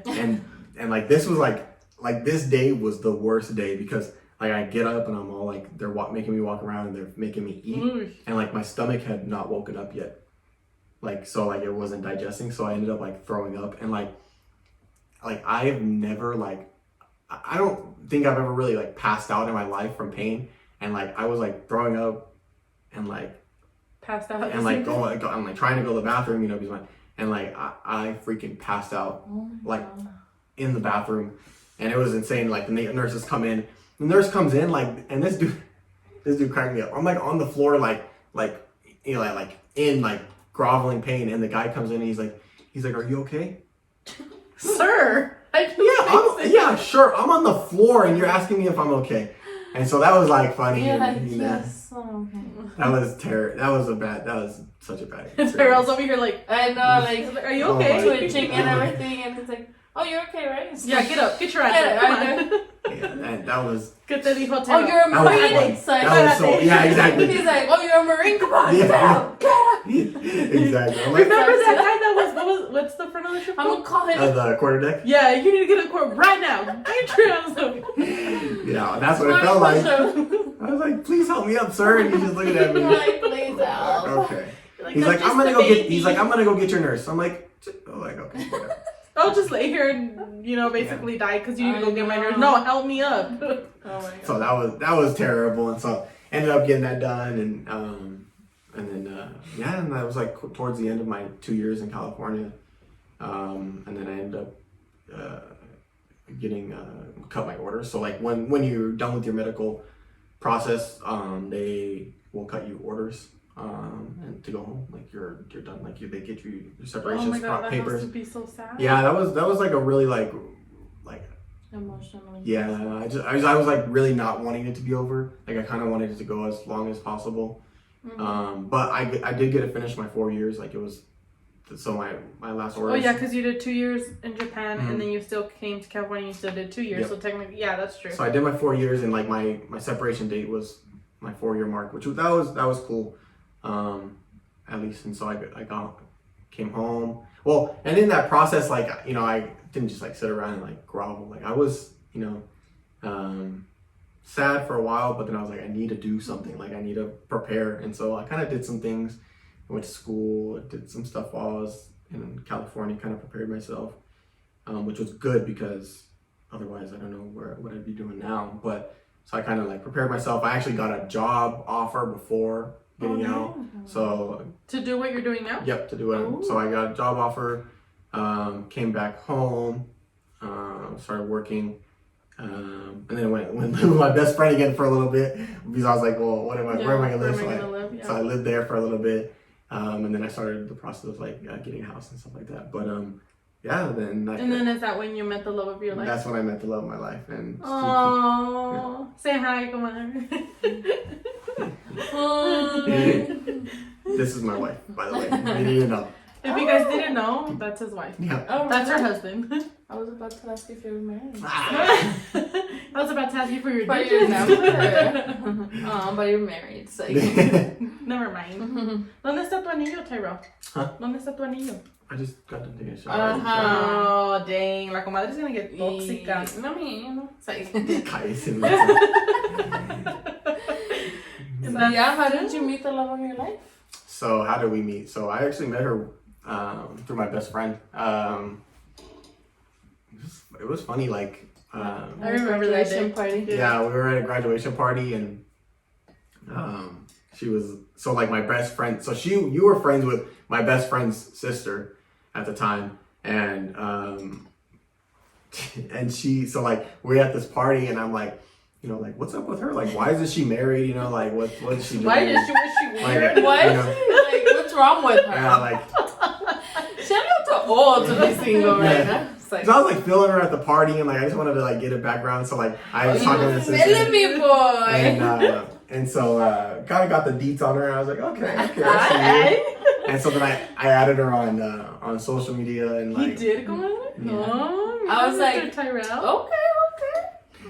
yeah. And then what was it? They had a family party, right? And so they had a family. It was so his sister's husband's birthday, and so Oh, it was at Johnny's, right? Where yeah, you Johnny. Yeah. And then so she came, and like, you know, we were like started playing ping pong, and like she's competitive and I'm competitive. So like it was a good mix. Like we just started like playing ping pong or not beer pong. Beer I was pong, like, ping pong. I was trying to Same think. thing. Same I'm ball. like, where you know were what I we mean? playing ping pong?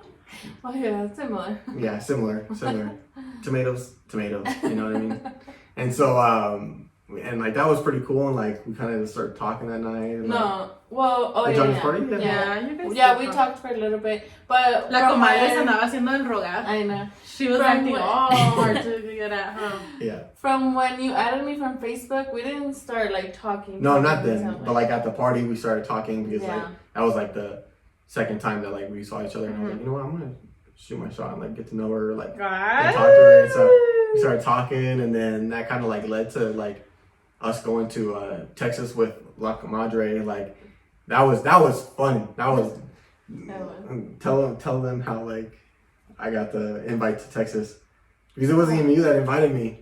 No, it was just like they I invited think him, we and I was all, like, no. Yeah, Jennifer's like sitting in the back, like we're all talking, and Jennifer's Because like, honestly, like, okay, so he's younger than me, and like, I hadn't really like talked to him, so I'm like, this kid is just gonna be immature. Like, I'm like, Dang. honestly, like, and you know this, I've told you, and I just didn't, like, I was like, he's cute, like, I liked him and everything, but I'm like, nothing serious is gonna come And now out of she's this. a whole housewife to him. The Seriously. immature kid is now her husband. The immature kid became my husband. Yeah, but I remember we were like, oh, we're gonna go to Texas. Are you down to go? And then he's like, I when are was you guys like, leaving? And then what? Jennifer was like, comadre. And I was like, what? She's like, you guys invited him? I'm like, yeah. I was like, why? I'm like, I She was don't all even, embarrassed. like- But then we all had fun, and I was like, what do you think? And then that's when you guys started to get to know each other more. Yeah, after Texas, like, we didn't stop talking. Texas was till wild. Till now. Texas It was was wild, wild. huh? Oh my god. Do you still have that score? No, it went away finally. Oh, he slipped and fell. But he caught himself on the table. He's like, Oh my, we were like Right there was here in water his back. on the floor, and like the I had dress shoes on because we went to a comedy show that night, and I slipped and I fell into the table. I'd be so mad. Like freaking, oh my, I had this bruise on the my side rib Like, he literally forever. fell on the table, like, when I saw him, I was like, back. oh, that even No. hurt me. Yeah, it hurt so bad. But he played it hard because Jennifer I was know. there. He was like, I'm good, I I'm was good. like, oh, I'm it good. didn't hurt. Like I'm good. You And then know. inside of him, he's like, He's like, oh! But Texas, then yeah, since Texas then- was freaking amazing, and like we got to connect a lot. Like we Had, like, a whole conversation about everything. like her Our social lives. security, Yeah. her bank account, yeah. when she Everything. like first got I her. was like, Everything, what's so your then- what's your social security? Give me your address and your full I'm like, name. I'm a wetbags. Or web to cola. I'm just kidding. You're so dumb. I'm like, what is that? I'm I kidding. love what you terrible. always say. No, man, this chingada. She's terrible. I'm just kidding. But that time I was like able to hear him out, you know, and I'm like, okay, he's not that immature as I thought, you know, like Mhm. he was just like he's younger than me and everything, but he is. It's like if he's stuck in like a 30-year-old man's body. yeah. But But then then on when the it same time, starts getting 16. at night, it turns to like 85 Yeah. years old. Absolutely. Like right now, Oh my it's god, It's you past guys. bedtime. and it's way because when It's- we're done with this, he's already passed out on the Like- couch. Oh, 5 in the morning, he's like, woo, this and that. 7 p.m. and he starts like shutting down. Literally. yeah. Like literally starts shutting down. Oh, I'm like, this is why you don't freaking wake up early. But anyways, I'm already getting out of context. But yeah, so we got to really know each other, and then yeah, after Texas, like we just never stopped talking till Yeah, now. Like, I never stopped hanging out. Like we would just Yeah. every day. Oh Like my I would get off of God. work, she would get off of work, and like we would just hang out every day. Like Every that's one thing like single day. that I love about Jennifer is like that I never get tired of her. Like I mean, Are you sure? even like now, like living it together, like it's like sick. Like today when I got out of the gym, she tells me she's like, "Hey, I'm home early," and I was like, "Sick! I'm coming home right now, huh?" And I was like excited to like He's come like, home why and didn't see you her. tell me that? He's like, I'm sitting outside of the gym just like talking to you and stuff, and he's like, now I'm on my way home. and that's how it was when we were dating. Like we just always loved hanging out and like always being together. And it was so funny because I was single for a really long time, and I was so used to just me, myself, and I, you know. And like I was really independent as like I could literally go to the store by myself. Like I love spending time with myself. And when I started dating him, oh my god, it was so different. Like I remember I told him one day I lied to him, and I was like, oh, I need to go help my sister. And I just went like to spend time with myself, dude, because we were spending so much time together that I was like, oh, what is this? Like I was not used to it. And he was like, I want to see you every day. And I'm like, sometimes I was like, oh, at the beginning, I was like, oh my god, I'm like, what am I getting myself into? Yeah. But then I got so attached to him. Yeah. I got so attached to him that I'm like, oh, it was just like normal to like be with him 24/7. Yeah. Well, not 24/7, but like every day. Yeah. Wait, but literally 24/7. Honestly. The only times you guys were away from each other was you go sleep and then you go to work. Yeah. Yeah, that's true. Yeah, it was.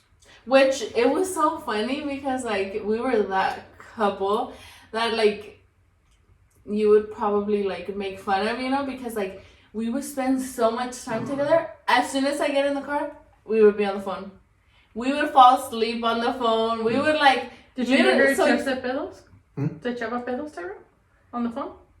Would you hear me fart like on my inside? No, he would hear me snore sometimes. Yeah, he would hear Lolitos snore. Oh yeah, that was so annoying. I'd wake up and like in the middle of the night, snoring? I'm like, and he'd be like, and I'm like, oh my, like waking me up. Dude, because I would put my phone like on my nightstand and Lolo was like right there, you know.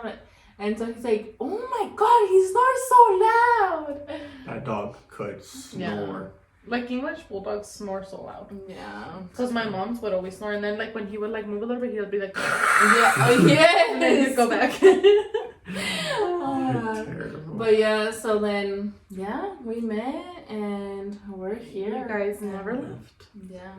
And you're stuck with her forever and Absolutely. ever. And ever. And ever. And ever. Until death. We're trying to teach you Spanish, not Tyrel. Yeah, that's why I'm trying to talk to him in Spanish. He knows the bad words. Like eso sí won't tell you. Like, eso sí no se le olvida. Yeah, but like that's why I'm trying to talk to him in Spanish. But sometimes he'll be like, huh? And then he'll be like, oh, okay, I kind of get what you're talking, but that we're trying to teach him Spanish. Spanish. You need to practice it. Like, you need to, come on. Like, he's already practicing with his music. Oh, hey, that's actually a good thing. Like, you're going to start hearing words a lot and then, like, you come home and tell her that. You need to watch I've already started picking up on some of the bad words in some of the songs, too. Yes. I'm like, I got a new word to go impress Babe with today. No, impress me with the sentence. But she laughs so hard at the bad words. Like, especially when I don't use them properly, like, she just, like, what did you learn? Like,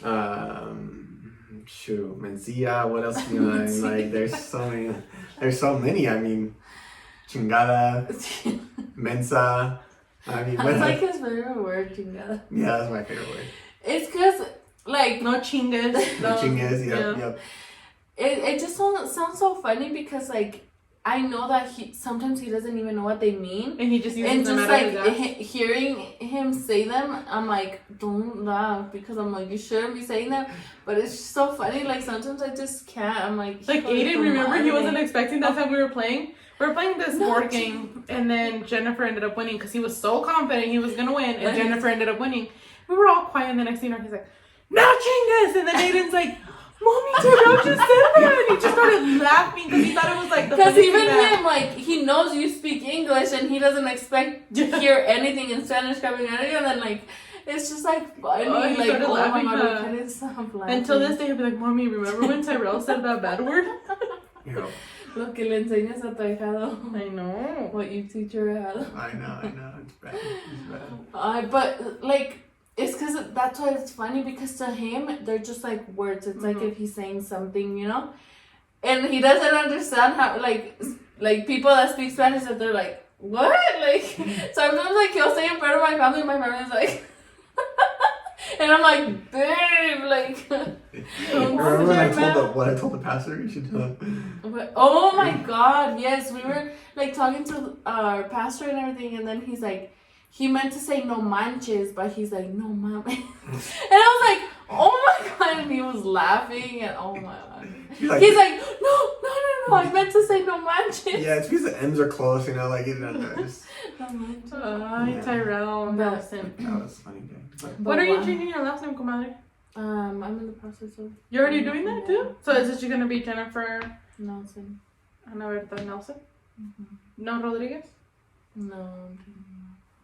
You are? It's because, dude, my It's name's too already so long, long, you know? Like, I'm like, oh, no. Imagine her having on all her legal papers, Jennifer Hannah Bertha Rodriguez Ruiz Nelson. Like, imagine writing that. Like, so just Jennifer Ana Berta Nelson. Mm-hmm. Oh my God, how exciting. Are you excited? Yeah, I'm excited. You're like, I'm a new woman. Yes, I'm gonna be a new woman. It's like, how does that make you feel? like, That she's changing? Because, you know, like, for example, my mother, when she's watching this, my mother's been married for almost 30 years to my dad, right? She hasn't changed her last name in that whole time period. So she still has her last name. So you know how, like, there's girls that won't change it, and, like, Jennifer will right away was like, yeah, I'm changing it. Like, no, I mean, I've always, like, had pride in my last name, so, like, the fact that she wants to take it on, like, and then later on, your it's kids. amazing. Yeah, like, that's how I see it, you know, like, this is my husband, my family, you know, it's like, you know, starting our own family and stuff, and then, like, I want to have my kids' last names and stuff, so, yeah. Absolutely.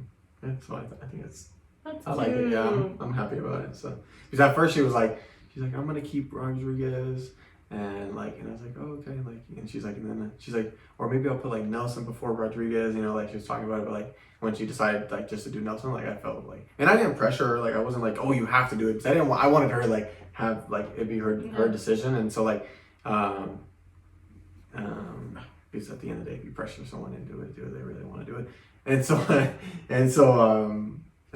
the fact that she wanted to have Nelson as her last name was like really, I felt really honored. I was like, okay, thank you, that's amazing. So yeah, I'm not changing mine. No. It's like, yeah. We're like, no. I'm like, no. I will. Actually. That'd be good. But yeah, I mean, and that's That's my the life. story of You Tyrel. That's could my literally life. write a whole book. I babe, know, like, you can. it's- For a second, I was getting choked up, especially when you're like, I had to like play it off that I was like hot because I didn't have, like, I can't imagine Aiden, you know? And don't take this as like I'm judging your mom, because I'm not judging her. Like, we all go through, you know, our times, but I can't imagine Aiden like going to school and having to lie for himself because, you know, I decided to, you know, maybe do something. Because of the decision, you know? So I was like already getting choked up. I was like, I cannot imagine like you being like in middle school and like having to say no, like it's just I'm hot. But in reality, inside of you, it's like killing you because it's like, I don't have, because you know, like in school, kids get new clothes for every school year. Absolutely. And so then it's like, you know, I was like, I cannot imagine. Like, I literally like always want to cry. I know. Because it's like. And then you saying like I didn't have anything to eat. And then you're like, I went to the dollar store to at least get, like, that just breaks my heart. Like, I could never. Like, I remember when they were by his neighborhood, and, like, he had already told me this story, but I remember we parked in front of his house, and he was telling me the story all over again, and I was literally, like, just looking at his neighborhood and everything, and I cried. Yeah. Like, I cried because, but I'm so proud of you, baby. Yeah, I was gonna say, yeah. And like, it's only made you the man that you are right now. And I know that, you know, you've learned so much with all of this the hard way, yes, but I know that you're gonna be an amazing father one day to our kids. And I cannot wait. Like, they're gonna be, and I don't even Nakamada's gonna be like, all right, today, let's go. If you can't wait today. But I really like cannot wait to kind of, you know, rate, like, because I would never, like, looking back on it, like, you know, I would, like you just said, like, how could you imagine doing that to your kid?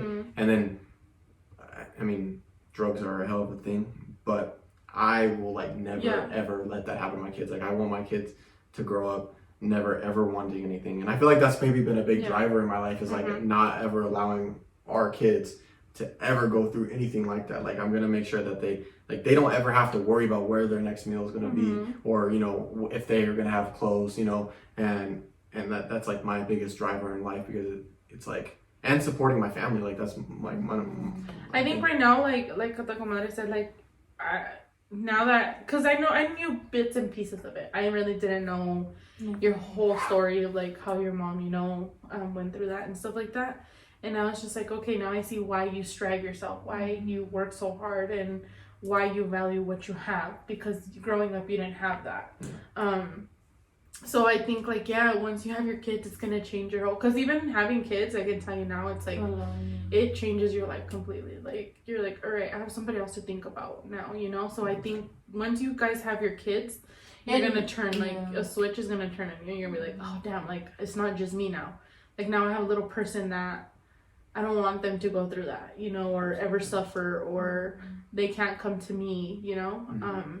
And as parents, we make mistakes, you know, like, and that's another question I was gonna ask you. Now that you're older, I know you had talked about with us that you at some point didn't believe in God anymore because of how bad everything happened to you.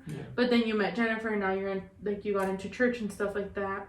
And like, you know how for us, like, forgiving is kind of like healing ourselves. Like, have you forgave your mom, or like it's still hard for you because you remember the trauma and it's just like it brings that anger, you know what I mean?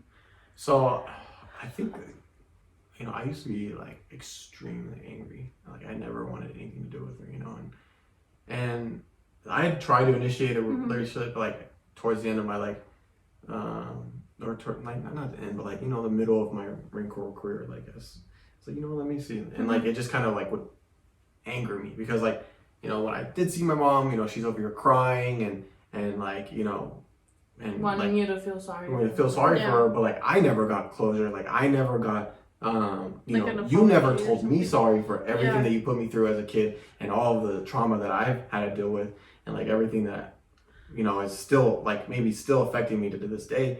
I've never gotten sorry, but like you want me to sit here and comfort you. So like that, there was times where like I was super angry, you know, with her, and like I just was like, no, like I don't care, like I don't want to be involved with you.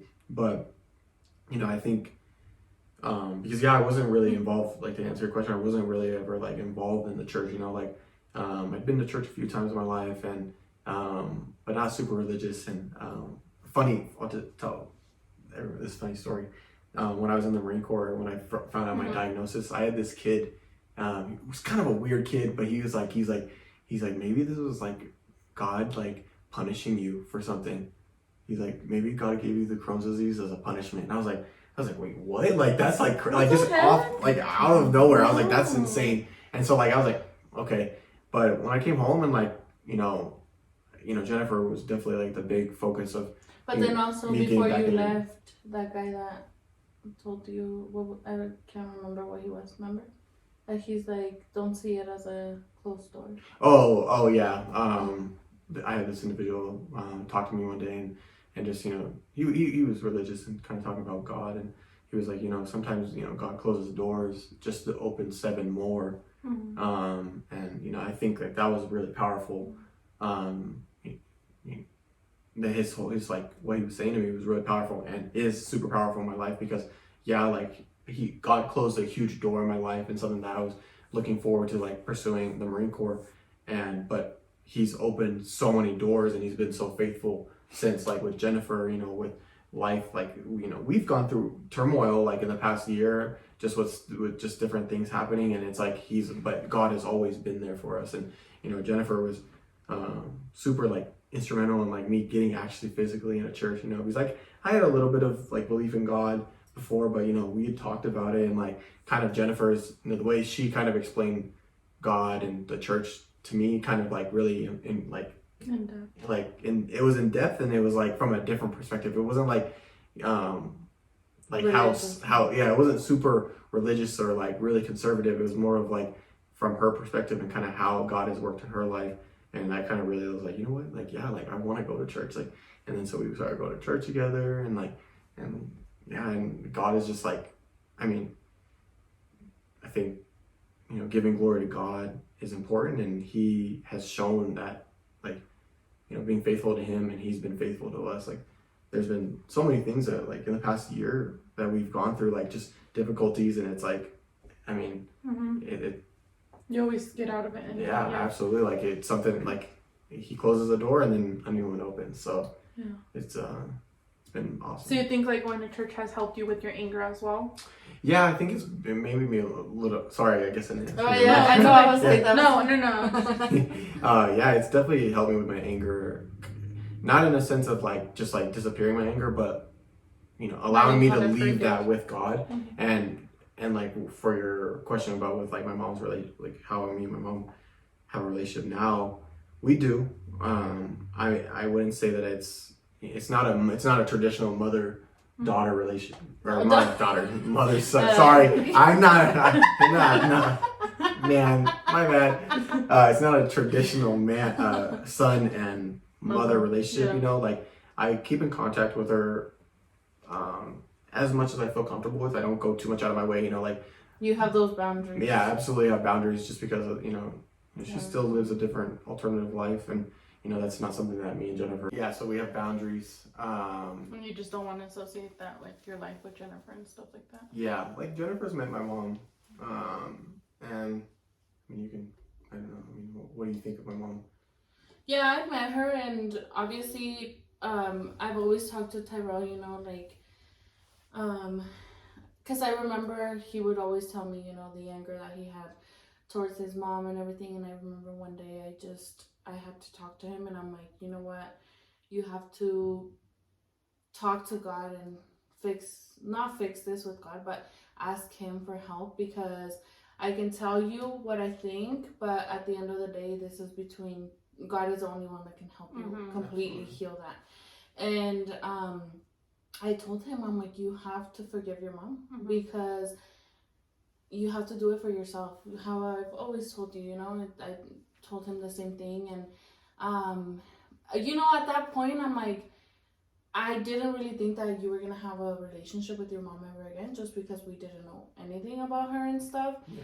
And so then one day she reached out to him, and I was nervous because I remember it was funny because a random number, so she messaged him through Facebook, he gave her his number and stuff, and so it was at night one day, I remember, and someone was calling him, and I'm like, oh, who's calling you? Ay, bien tóxica. Yeah, bien tóxica. And so then I answer his phone, and I'm like, hello, remember? I was like, hello, and then she's like, is Tyrel there? And I'm like, who's this? And she got toxic. Yeah, remember? And she's like, and then right there, Tyrel's like, who is that, She's like, oh, this is Tracy, his mom. And I was like, oh my God, what the heck? Like, yeah, because I didn't recognize her voice at first either. Yeah, so. And so I was like, I gave him the phone, and so he starts talking to her. And I just went to the room. He was like in the bathroom and stuff, and he was sitting down like in my vanity. And I just went to the bed. I'm like, okay, like I'm gonna give him his space. And I was so nervous because I'm like, we had just talked about like his mom, and like he had, all these anger and stuff.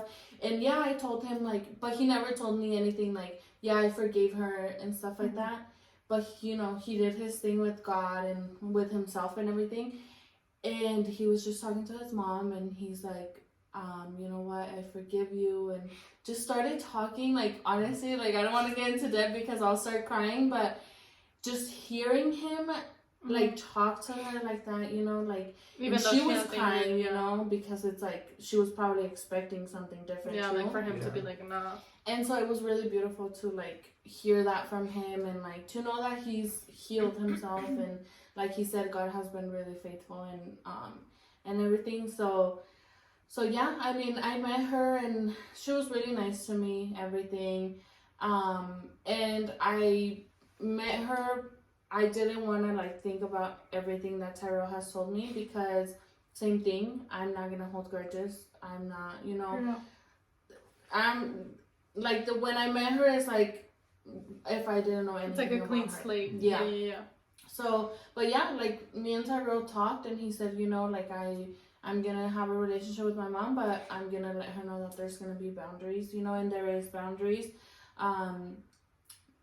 Just from for a distance. everyone's because sake. we have to you know. like just because we forgive her doesn't like mean that we have to bring her into our house figuratively and like incorporate her as, because like at the same time like we have to protect our our home. And I've told And Jennifer we'll be there for her whenever she calls us. We've been there, Absolutely, yeah. Like she needed to go to the hospital a couple months back, and like I took her, like that, like I'm going to have a relationship with her, but like on my terms, and there's going to be boundaries, and just because I have to make sure and we need to make sure that we're on the same page in our marriage, and that we are protecting it, because at the end of the day, like it's just us right now, but we're gonna have kids, and like when we have kids, like there's gonna be things that are gonna attack them, and always be, and we have to be on the same page and try to protect them from those kind of things. And I think bringing kind of that, she doesn't live a traditional lifestyle, and I think that we both live more of a traditional lifestyle, that bringing that in would kind of upset that balance. And I'm just like, we just can't. But yeah, like I mean, really just like asking God for guidance. I mean, that was really instrumental, and also doing therapy too. Like I've done therapy since I got out of the Marine Corps, kind of just dealing with all my things, and I'm talking to God. And like the great thing is like my therapist is Christian. And so like when we're doing therapy, like we can talk about God, and like I get to talk to her about like what I've talked to God about, and kind of just like working through things like with that from like her medical like background, but also like a Christian background, because that's important to me. And so that's been really great, and like that's kind of like helped me with just like forgiving my mom. And and there's a lot of days where like I feel bad for her, like I think that and I wish that she had a better life. Everyone chooses their destiny, and they go down the path that they choose, but there are some days where I'm like I wish that she didn't, because it's like she lives a life where it's like she lives on the street. I mean, she could live on the street, she might be and staying at someone's house for a little bit, but like she's mainly just kind of like just roaming around. And it's like that's like not, I mean, that's tough. Like you don't have anywhere to live, quote unquote, and it's like, I mean, from what we know, she found a really good family that's helping her and stuff right now, so that's good. And like I said, we'll be there for her and stuff, but keeping our boundaries for sure. Absolutely.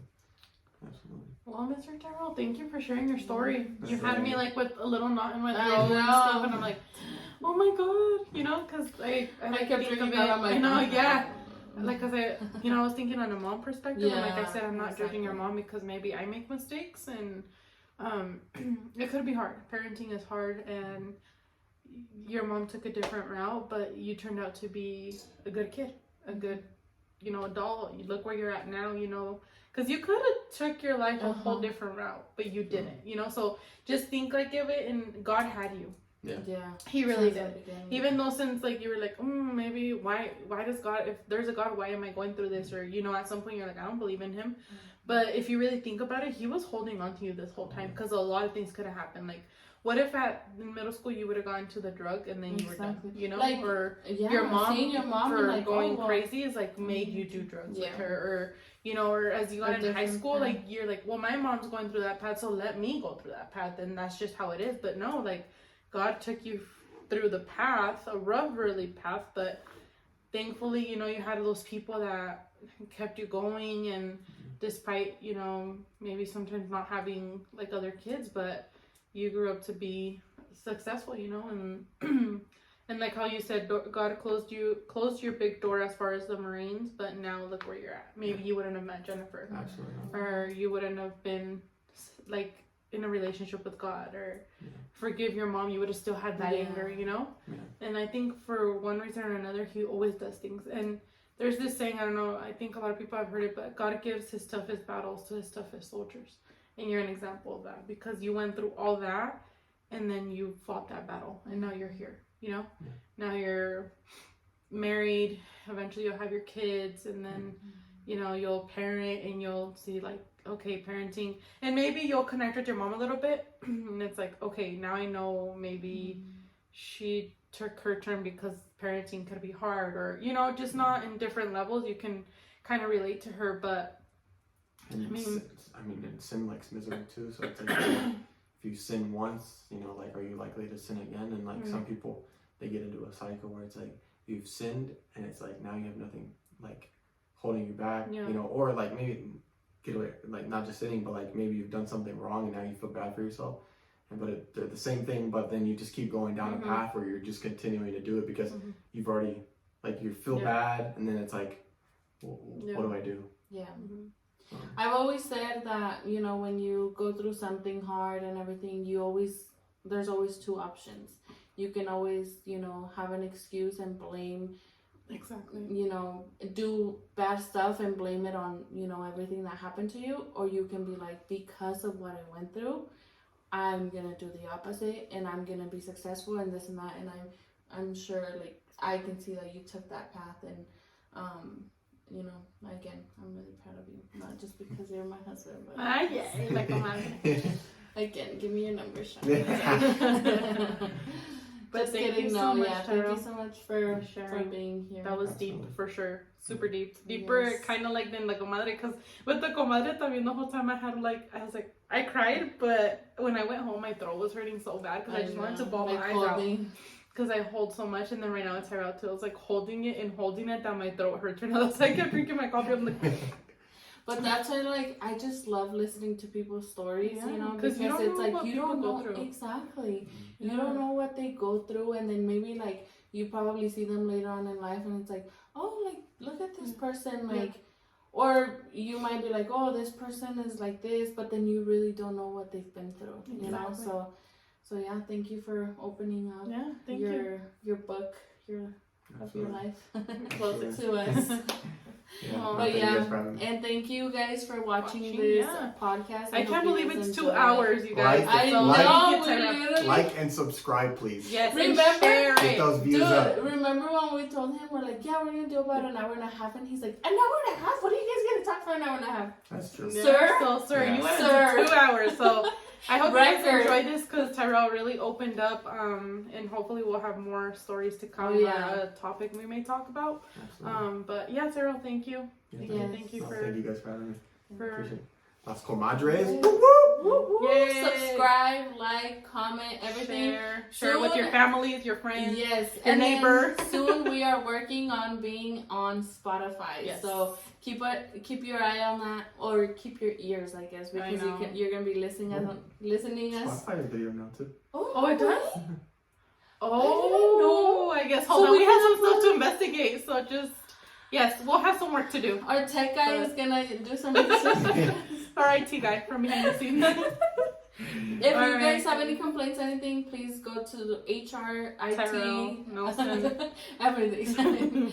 No, but yeah, thank you guys so much for watching, and we will see you guys next week for another episode.